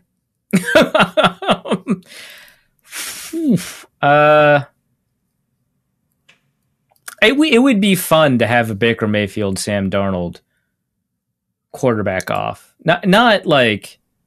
Not in I guess real we'll ask. life. Right, yeah. Like, they're about to have that, but... We're about to have that. I guess we'll ask the Panthers reporters about it, but like, in theory, that'd be fun. I just don't want to cover a team that is forced to play the outcome of that competition at quarterback for 17 games. I can't wait for Sam Darnold to beat him out and watch all the fans have to deal with that when the Panthers go to Cleveland.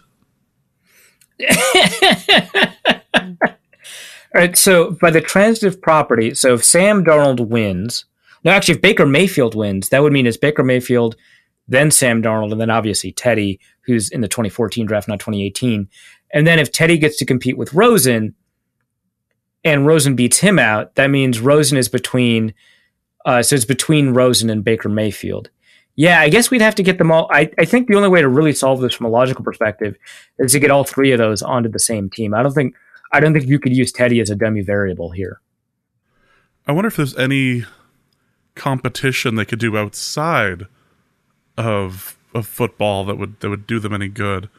I mean, maybe mini golf or something to like putt golf. Yeah. Oh, yeah, absolutely. Something like that to work on their short game. Let's go to the next question. And that's from Charlie G, who asks, if they had been on the 2005 roster, which current Viking would have been the most likely to be deeply involved in the Love Boat scandal? The answer to this is obviously Kirk Cousins, who's there to give people rides afterwards. The most deeply involved, the sober getaway driver. Yep. It's like, hey, dude, you guys are probably going to have too much to drink. I will be there at the landing to pick you guys up and take you home. Because if the Vikings sign Kyle Rudolph, you have to watch out for him, right? He's a known kombucha dealer. Oh God.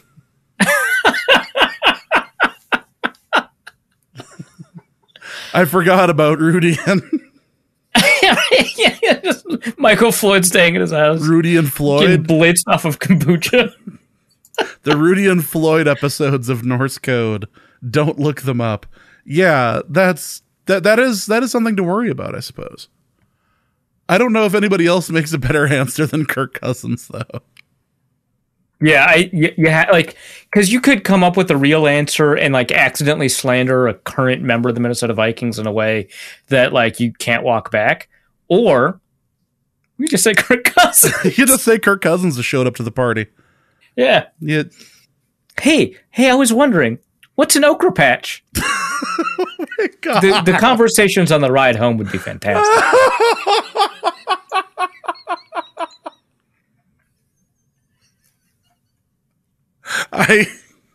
As a Michigan man, I'm not familiar with. Yeah, right. Is that something we can stop for on the way home? Like, yeah, I mean, you keep on talking about running through the okra patch, which, I mean, you were on a boat. There's not much running you could do. I don't understand. Tears. Actual tears. Luke Braun has emerged from his hidey hole and is asking the following question. Thanks to the imminent war with China, NFL teams are forced to consolidate like the 1943 Philadelphia-Pittsburgh Steagles. Mm-hmm. For the sake of parity and to preserve Roger Goodell's personal illusion that he has any power in the league, he mandates the two teams must contribute at least 40% of the starting lineup. You can't just say, I combine the Lions and the Bills and start all the Bills. You are given a chance to choose the first two teams that will merge. How do you create the worst possible roster in this scenario? Yeah, first of all, the Lions would start more than you think they would. That offensive line is really good. Second, the worst possible roster in the scenario. I feel like we have to go with funniest roster, first of all, because I think that's just a better question. Because the worst roster, you just combine essentially the worst teams who, hopefully they overlap in the areas where they're good. So you just cannot put too much talent on the field at once, right? And I think in terms of that, you probably end up with so the first thing you have to do is make sure they don't have a good quarterback, right? So if you've got a bad team, two bad teams, and not one of them has a good quarterback, I think you're in a good spot for this. And I think that forces us to kick out, somebody like the Jacksonville Jaguars, right? Because Trevor Lawrence could become a good quarterback. It would not be outside the realm of possibility that ends up being the case. So for me, I think you have to combine the Houston Texans and the Atlanta Falcons, right?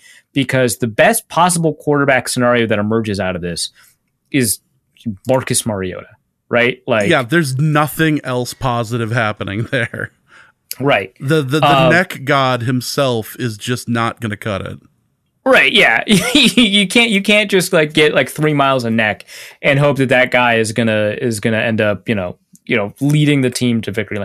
I guess Desmond Ridder, but he fell to the third round of the draft. He doesn't count anymore. So with that, you do end up doubling up. This is the great part.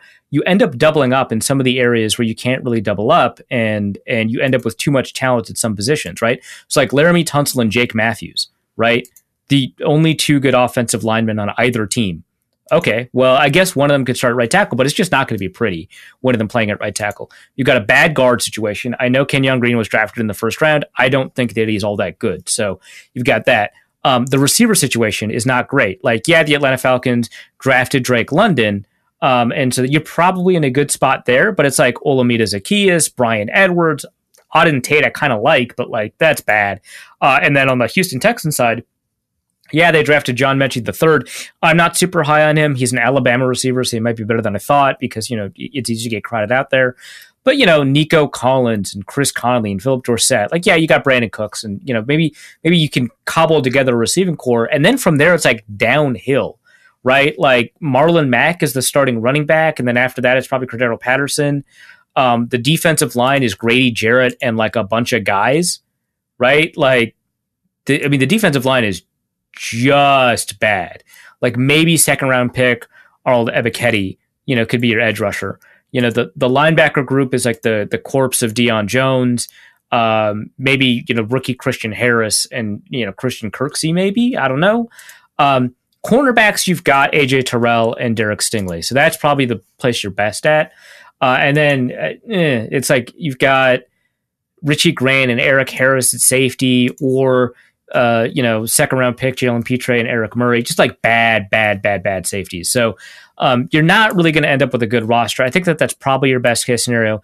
But I think the funniest is if you combine the Houston Texans and the Cleveland Browns, because then Deshaun Watson comes back with the Browns, or maybe even funnier is the Cleveland Browns and the Carolina Panthers, where now Baker Mayfield's back. And that one's funnier because Sam Darnold, right?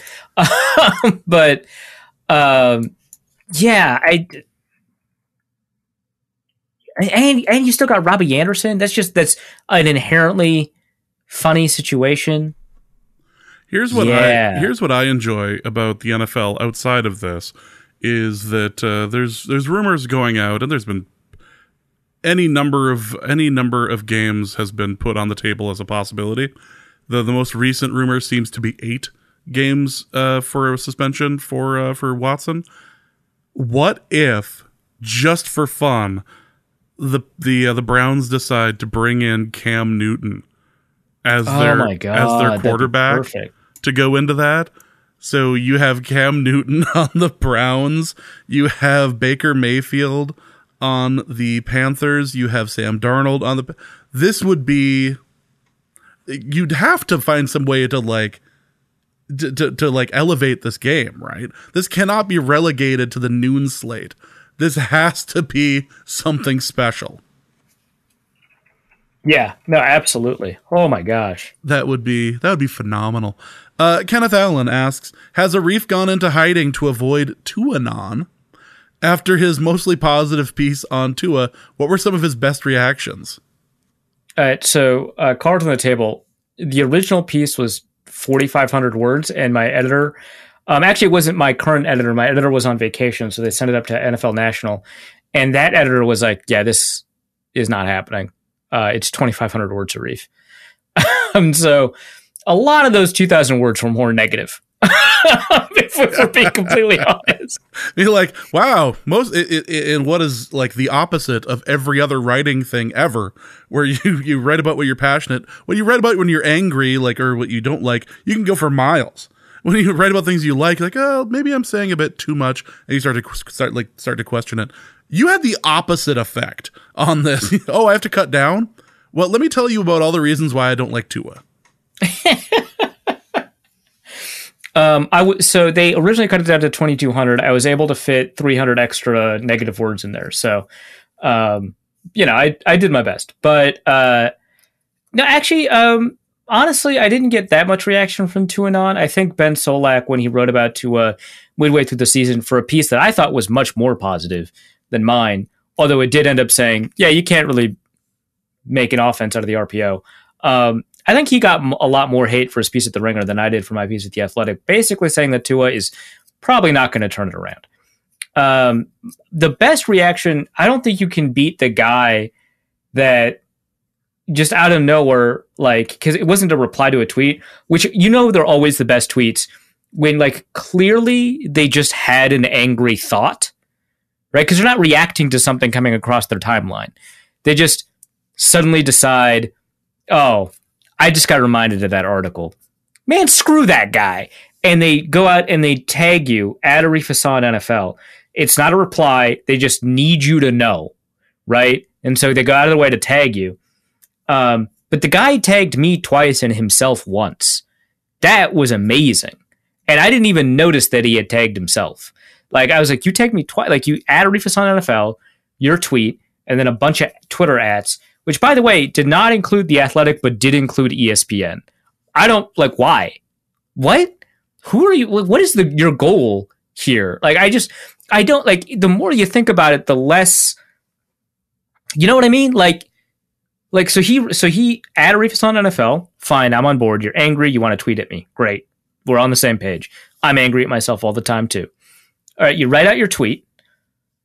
Hey, Arif, you don't know what you're talking about. Tua is going to prove you wrong, or whatever, right? Fine, you get your word out there.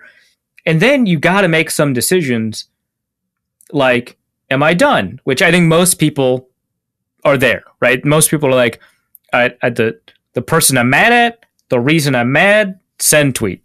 Totally normal, right?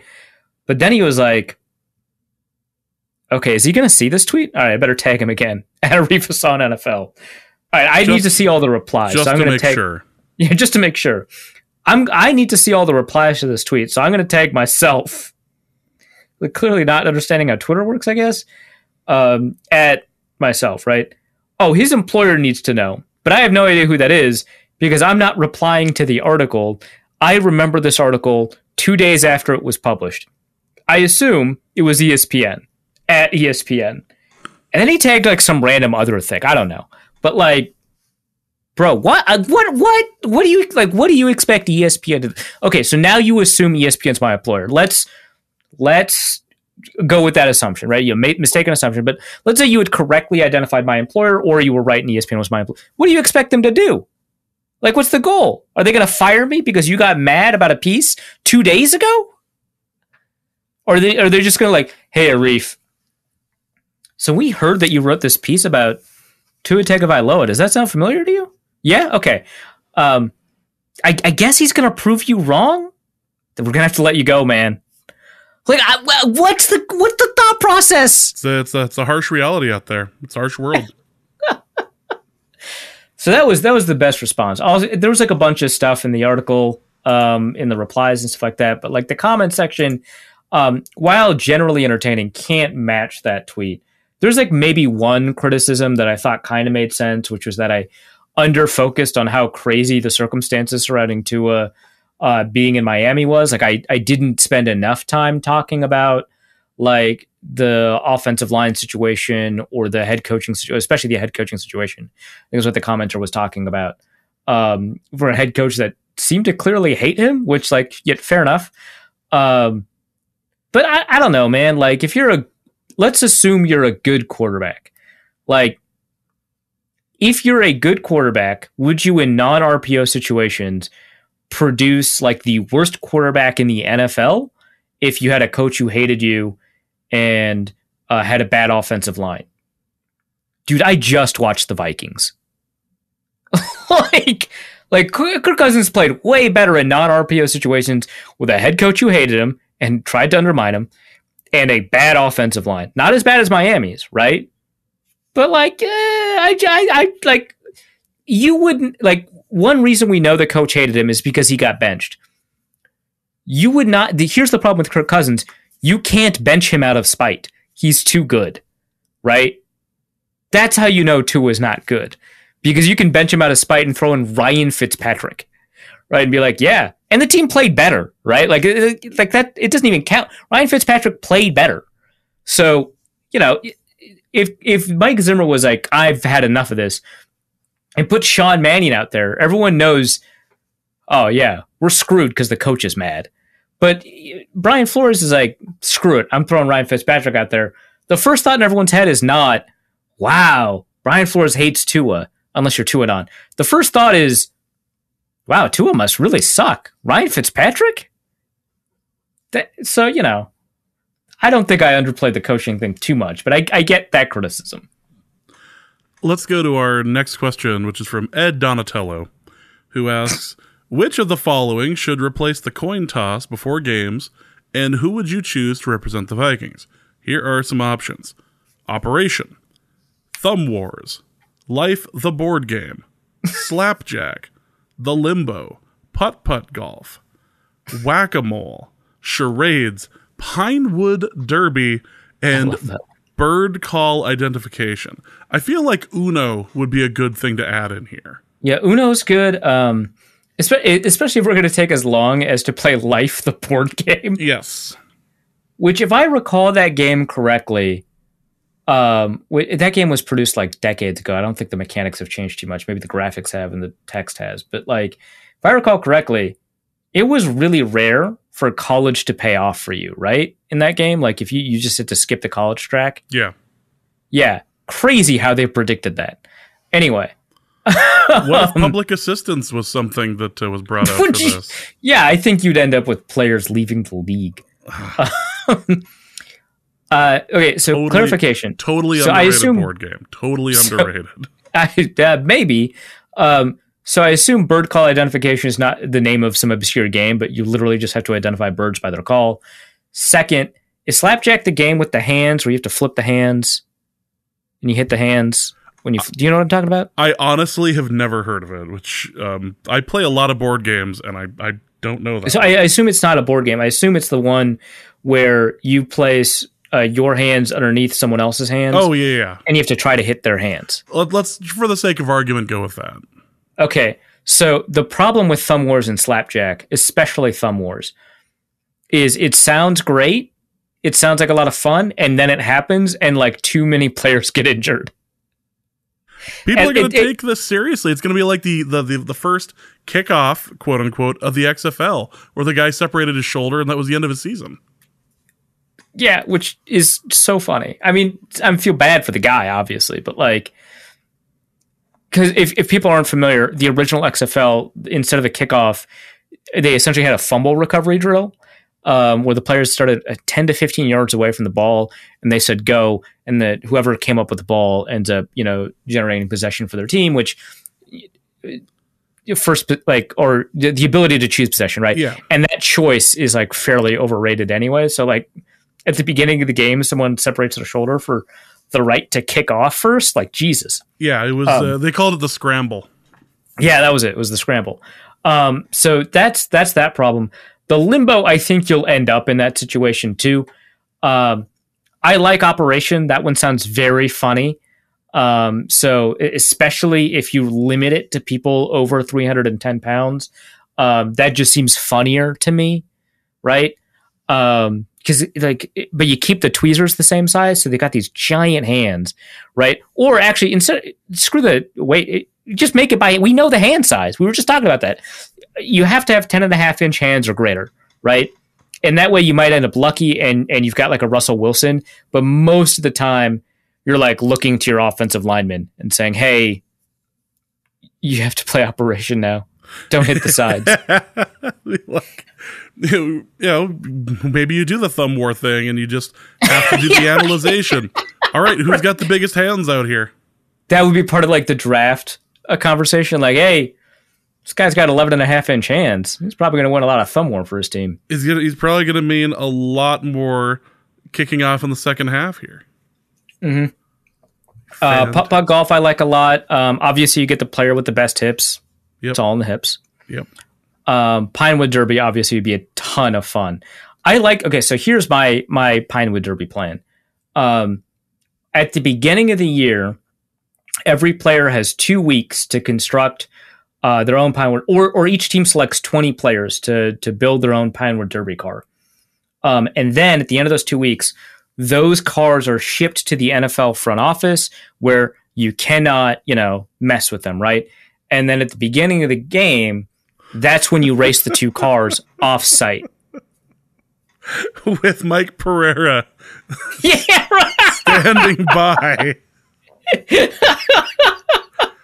And even then, the reviews are still going to take 7 to 10 minutes.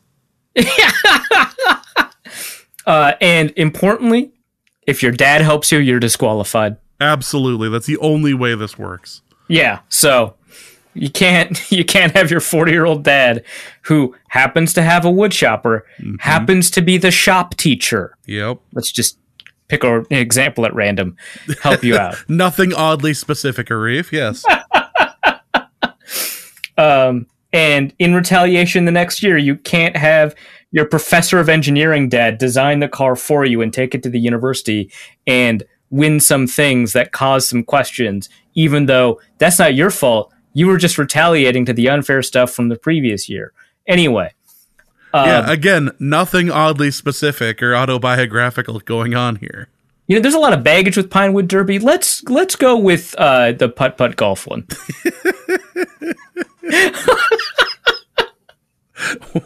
Boy, I think we just worked out some therapy stuff for Arif.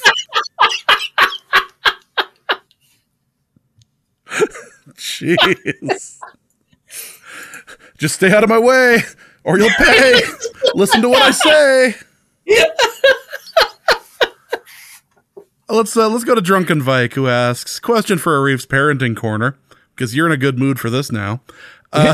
What are some good indoor activities to do with your toddler when the weather is death? Hey, so have you heard about Pinewood Derby? Toddlers. It's never too early to teach a kid about shop safety. That's almost certainly objectively wrong. Remember when I only come in on these when, the health of the child is involved. And immediately, right out the gate, Arif, we're not having the toddlers around belt cylinders. This is a question sequencing problem. This is not my fault. In fact, you're the one who puts the questions together. This is my fault now. Really? Yeah. Really? Yeah. I mean, you put the question about what indoor activities with the toddler right after the question about a bunch of childhood games. How am I not supposed to think of those childhood games? I didn't know that you were going to have childhood regression therapy happen here. Well, we never brought up my childhood at all. What are you talking about? Absolutely no one brought nothing to do with your oddly specific. The only thing that was missing was you actually ranting about Bloomington there, but I digress. It's the worst suburb except for all the other suburbs. I liked Bloomington. Well, I lived there for longer than 7 months. So. You did, actually. That is accurate. Maybe I'd have a different opinion on it if I lived there for closer to 8. When I had the toddler, it sounds dumb, but they liked playing fetch. Okay, so I was going to bring this up. I was going to say you have to come up with an activity that doesn't involve a lot of activity in your part, but does still tire the toddler out because, no matter what the weather is, I mean, that kid's going to have too much energy, right? So you still have to. So fetch actually, kids love fetch. Yeah, well, toddlers will just especially when they're first learning to walk, they will just chase after stuff. So and it's hot outside. You're tired. Yeah, you're inside. Just roll a tennis ball. It'll be the most, and they'll get to chew on it for a little bit too. Yeah, everybody wins here. I realize it sounds dumb to say play fetch with your child, but before you judge this is me, one of those things that it feels like if you've had kids, especially for a while, totally makes sense. Don't even question it. It doesn't even occur to you that this would be weird. Yeah. But if you've never had a kid, you're like, that's kind of dehumanizing. That's really weird. You're like, no, what really is dehumanizing? Not doing being that. A toddler.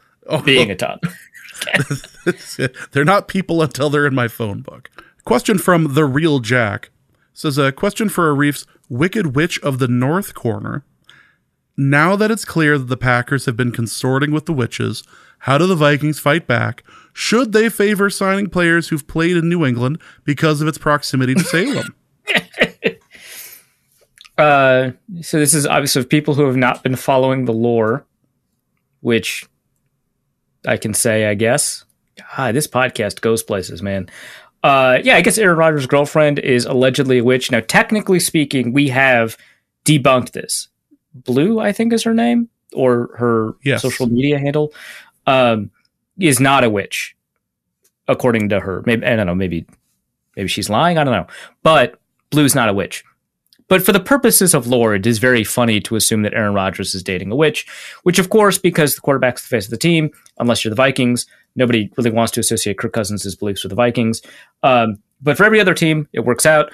That means the Packers are associated with witches. Now, I tend to follow the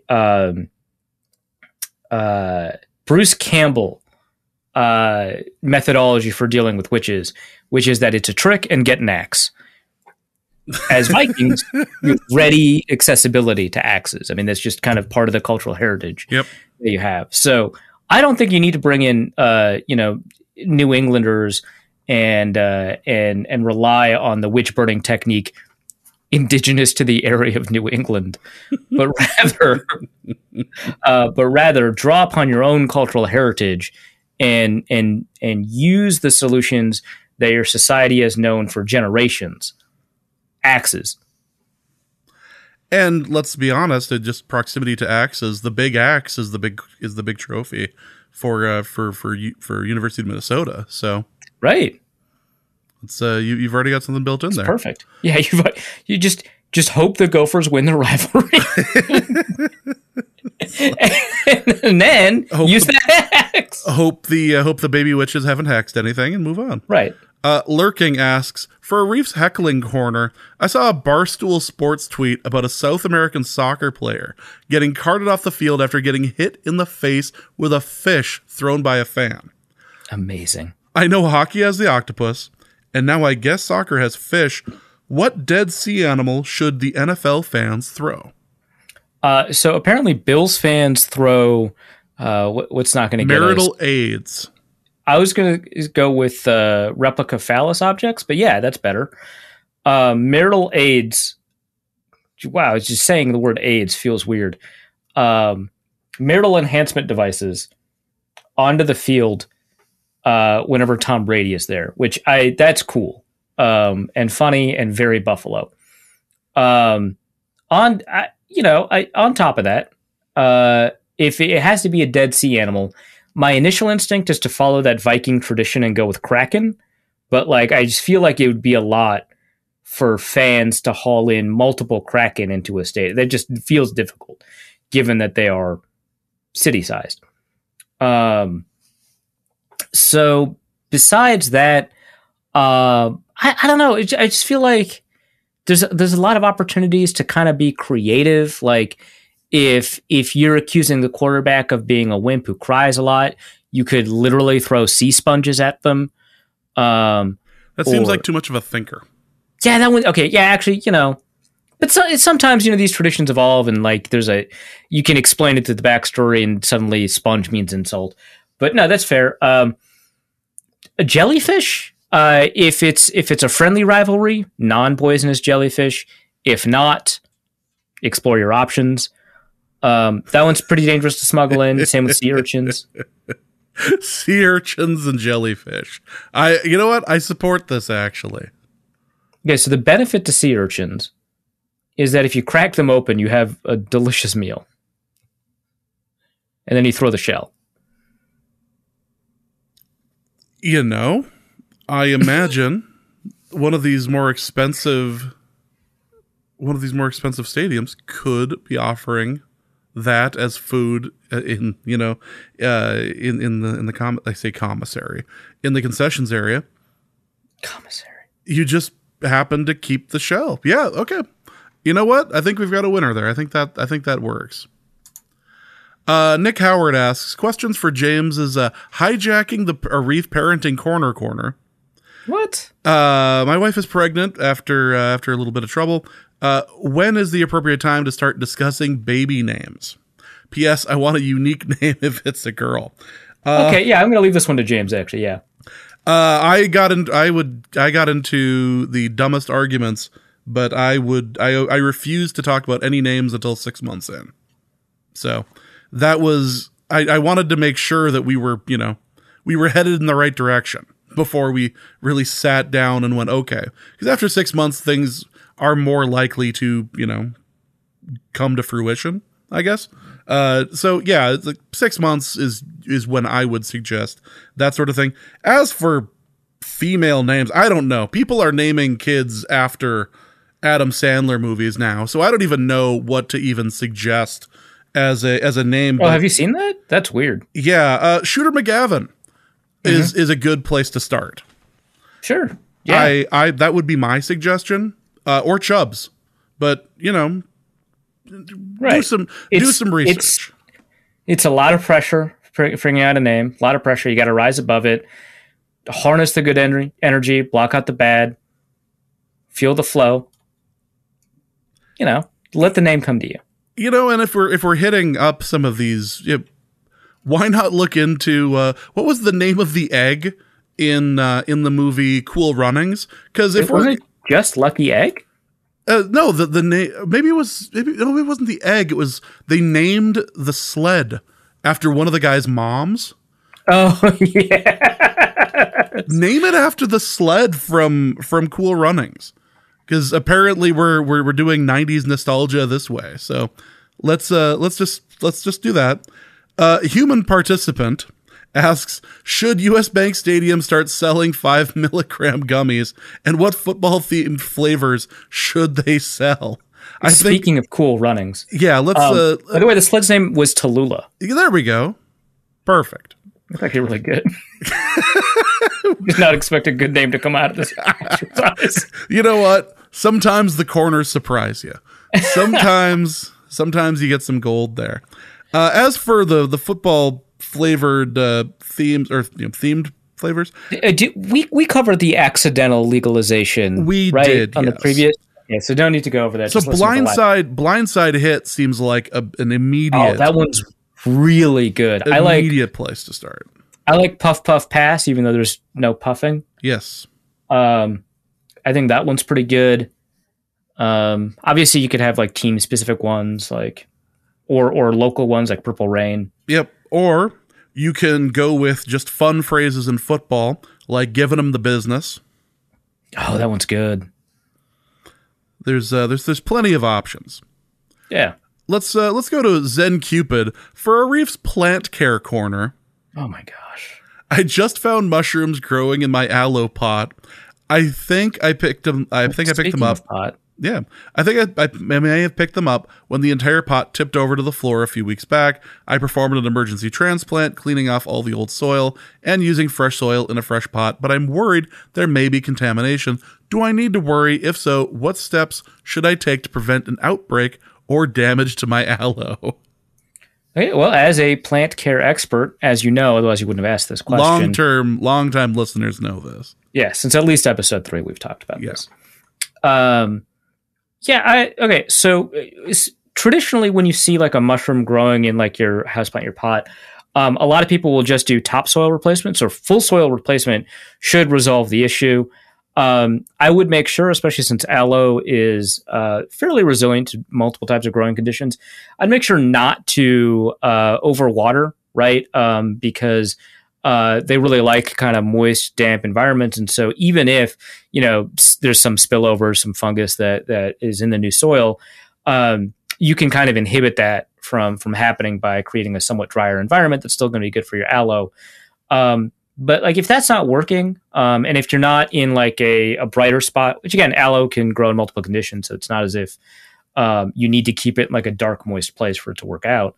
But even if it's in a brighter spot, even if it's like a little bit less of a humid or moist environment, even if it's a complete soil replacement, you might still, just by the nature of things, end up with mushrooms in there. You could just get fungicide, right? Like that is an option that's available to you that's not going to cause any damage to the plant.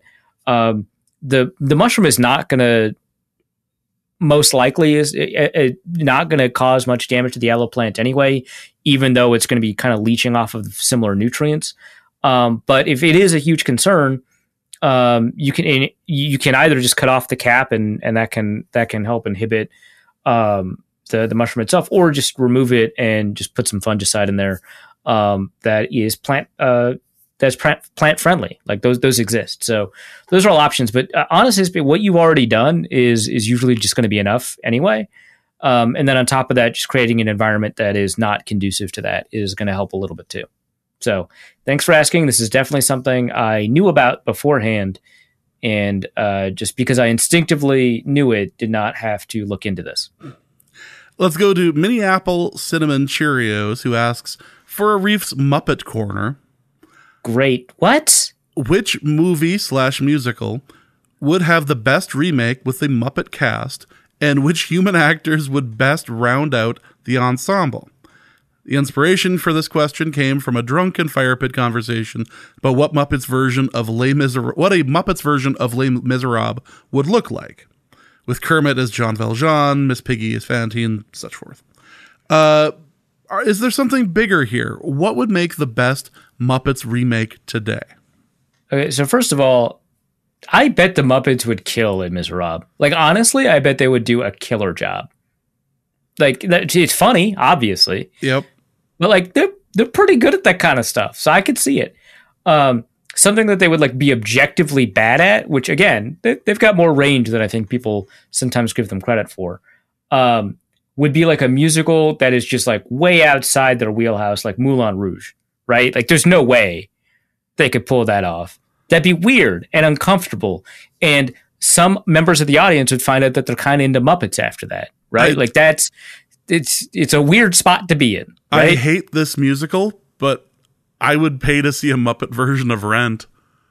Oh, wow.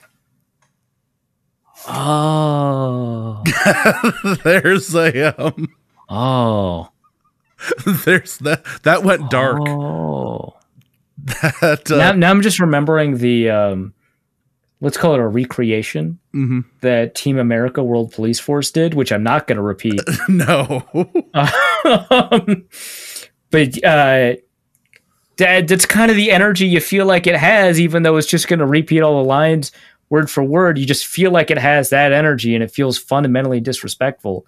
So yeah, actually, Rent's a good one. You said movie/musical. We've only named musicals. Once you put the word musical in there, that's all I can think of. So, well, if we're doing movies, we could do Seven. Wow. Yeah. What's in the box? What's in the box? Good Lord. I think that might be the worst suggestion I've ever had on the show. I have faith. You'll beat this. A couple episodes down the road, you'll come up with something awful. Oh, well, all things are possible through the power of Ben DiNucci. Don from Ohio asks, what's the North Code score in Madden? Which Vikings podcast scores are the highest? Pretty confident we agree Luke Braun's scores are less than the size of his rabbit's poops. So a Madden podcast. Yep, or like Madden, like the score. Like everyone around this time of year, the Madden score. The game would be called Madden Podcast. I think presumably yes, right. And so you'd just be ranking the individual podcasts, like the players are ranked. Like some players get the 99 rank, which is their big thing. They get to hang their hat on that. The question is, what's the Norse Code score? Okay, the overall score is less interesting to me than all of the category scores that we would get. We would score high, for example, on beekeeping. Yep. And parenting, quite frankly. And honestly, in parenting. But for football content, probably pretty low, which that score is going to be weighted a bit higher. I'd say we're like a 79, like enough that we'll make the roster. No one's going to cut us. Yeah. But, you're in a bad spot if you're starting us. You're definitely going to want to probably have us around just in case someone needs to wrestle an alligator. So right. Which these things happen. Yeah. Let's go. In also, your prime, even. Yeah. Don from Ohio also asks, question for Arif's kitten from Hell Corner. The adopted kitten has made a better connection with the two bot cats, whatever that means. However, she is a never-ending ball of energy whose path of destruction is felt all through the house. How do we get her to calm down, or do we try and wait it out? Do you have a kitten? That is what it is. I mean, in terms of like, treat it like a child with less capacity, which is to say, tire it out by playing. And again, choose, I'm sorry for how weird this phrasing is, asymmetric play strategies. In the same way that you're playing fetch with a toddler and the toddler expends themselves way more than you do, you need to come up with toys that allow, which most cat toys will allow you to do, that allow you to spend way less energy than the cat. something shiny attached to a string, attached to a rod.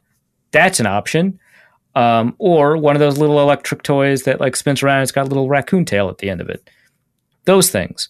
But mostly the kitten is going to just have energy, and you're just going to have to live with that reality. But really, the best solution is mostly to play with it a lot. Nolan Kaler asks, for Arif's ostrich keeping corner, the roosters in my flock of 100 are not wanting to breed with the hens because they're seemingly more attracted to their human female counterparts. What can I do to encourage them to mate, and have I missed my window? I mean, I'm sure they disagree that you've missed your window. Okay, so I assume this was inspired by a recent story, and I found it at IFL Science, which, and you can figure out the name, but we can't say it because of iTunes, called "Ostriches Are So Horny for Humans It Interferes with Their Mating." Which, okay, I'm just going to quote parts of the article. Ostriches don't have a reputation as the smartest of animals, largely due to their brains being about the size of a walnut. That is a misconception about how animal intelligence works, by the way. While they aren't as stupid as the reputation implies, they've been observed regularly doing something in captivity that doesn't help with the stereotype, attempting to mate with humans. So at the end of this first paragraph, I was about to pose a question for James, but it decided to be better to save it for the podcast, which is, could an alien be so sexy to humans that it would be sexier than any human that they see? Because that is kind of what is happening in theory with these ostriches. James, your thoughts? If the internet has taught us anything, yeah, it's that I don't even need to answer that question. Have any of you played Mass Effect? It's just the answer, yes. Okay, so I'll say this. I don't trust IFLscience.com. I know enough people who perform science who all seem to hate the Facebook page this originally was and the website it has become, and also the Twitter account, because it tends to overly simplify science and exaggerate it and actually do very poor science journalism. So there is that. In the article, it suggests that birds conduct more courtship behaviors when humans are nearby than when the birds cannot perceive any humans nearby. That we've got, some studies that kind of back that up. Sometimes the birds would display mating behaviors to humans instead of to other birds. I would say life finds a way, and that the ostriches will, unless it's panda, the ostriches will figure out how to mate with who they need to mate with. But it seems like kind of being in the general vicinity will facilitate that, even if it seems like they're maybe a little bit more focused on you or your friends than on other ostriches. That is what this suggests to me. I mostly wanted to answer this because I think the alien hypothetical is interesting, especially because, we wouldn't be evolved to be attracted to this alien that might end up becoming the platonic ideal of a partner, regardless of your orientation, over any potential human. That is a very funny hypothetical, and also seems to be the initial draft of one of the aliens in Mass Effect. So, I love the episodes in the middle of July. This is what they are every year. They just devolve into this. James, do you think an alien could? Yes, there's not even a question about 100%. Arif, have you been on the internet? Yes, this is. Yeah, sorry. I love the July episodes. Seriously. Let's end it with this. Also from Nolan Kaler. I'm currently on vacation in Maui, and there's a stray cat that likes to hang around the porch of my villa. Whenever I see this cat, I think of Don and wonder how I can ruin this place for him. Any suggestions? Bonus points if it doesn't ruin Hawaii for his partner, which seems cruel to make her suffer more than she already has. I guess find the jacket. Find the jacket that he left in. Oh no. Yeah, find the jacket, take a picture of it, send it to Don. The picture, not the jacket. Invite his wife out to Hawaii to pick up the jacket. Literally nothing more. Don't even imply something else. That feels weird. Yep. But, pick up the jacket in Hawaii, and she'll remember Hawaii for the jacket. Commit a series of crimes with a mask of Don's face on it. Maybe run through a whole mess of speed cameras. I like that. With Don's face on it. I think that'd be a good place to start. That's good because I was thinking about ruining the memory or the association he has with Hawaii, and you're talking about literally ruining his ability to go back to Hawaii. Yes, that's where my brain went to start. So that's good. I like that. I think we got a winner there. All right, that is going to be the end of this episode of Norse Code. Hope you guys have been adequately entertained. Arif, what do you have to plug? The Athletic? I don't know, man. There's another project in the works that I'm really excited to be part of, but we haven't announced it yet, so I can't. It's not related to The Athletic, but it is going to be pretty exciting. I think a lot of you will enjoy it. But when that happens, I'll announce it via Twitter, and then obviously I'll bring it up again on this podcast. But you can follow me on Twitter at Arif and NFL. My next piece over at The Athletic is going to be about bold predictions for training camp. Kind of normal what writers do before training camp actually starts stuff. So bold predictions. I don't think Chad and I are going to do a roster because the 53-man roster that we just came out with at the end of OTAs is probably not going to be different than the one that we're going to come out with before training camp. If we do come out with one, please forget this conversation. Other than that, it's going to be pretty normal stuff until training camp actually starts, at which point I'm going to be pretty excited to cover, the Vikings. Yeah. All right, so that's going to be the end of this episode of Norse Code. Hope you guys have enjoyed it. Again, we will be back in about 2 weeks to cover the beginning of training camp stuff, so look forward to that. But for Arif, my name is James. Thank you guys so much for listening, and please remember, this is golf, not a rock concert. We'll be back in about 2 weeks. Norse Code is the largest and only division of Norse Code LLC. You can find Norse Code on the Daily Norseman, SB Nation's Vikings blog at dailynorseman.com. You can also find it on iTunes, Apple Podcast, Spotify, Stitcher, Google Play, and wherever fine podcasts are aggregated. Our Vikings blogger extraordinaire and generally useful human is Arif Hassan of The Athletic, and he can be found at Arif Hassan NFL. I am your producer and host, and my name is James Pagashnik. You can find me at the show's official Twitter feed at NorseCodeDN or my personal account at Big Mono. If you'd like to donate a few bucks to the show, you can do so in a few different ways. You can go to patreon.com/NorseCode and donate there. For $3.50 a month, you get bonus material and more. You can also go to paypal.me/NorseCode for a one-time donation, or you can go to norsecode.threadless.com and pick up some Norse Code merchandise. Any questions or comments that cannot fit in a tweet can be sent to norsecodepodcast@gmail.com. On behalf of the Norse Code staff, thank you so much for listening. Our formula is this. All things are possible through the power of Ben DiNucci.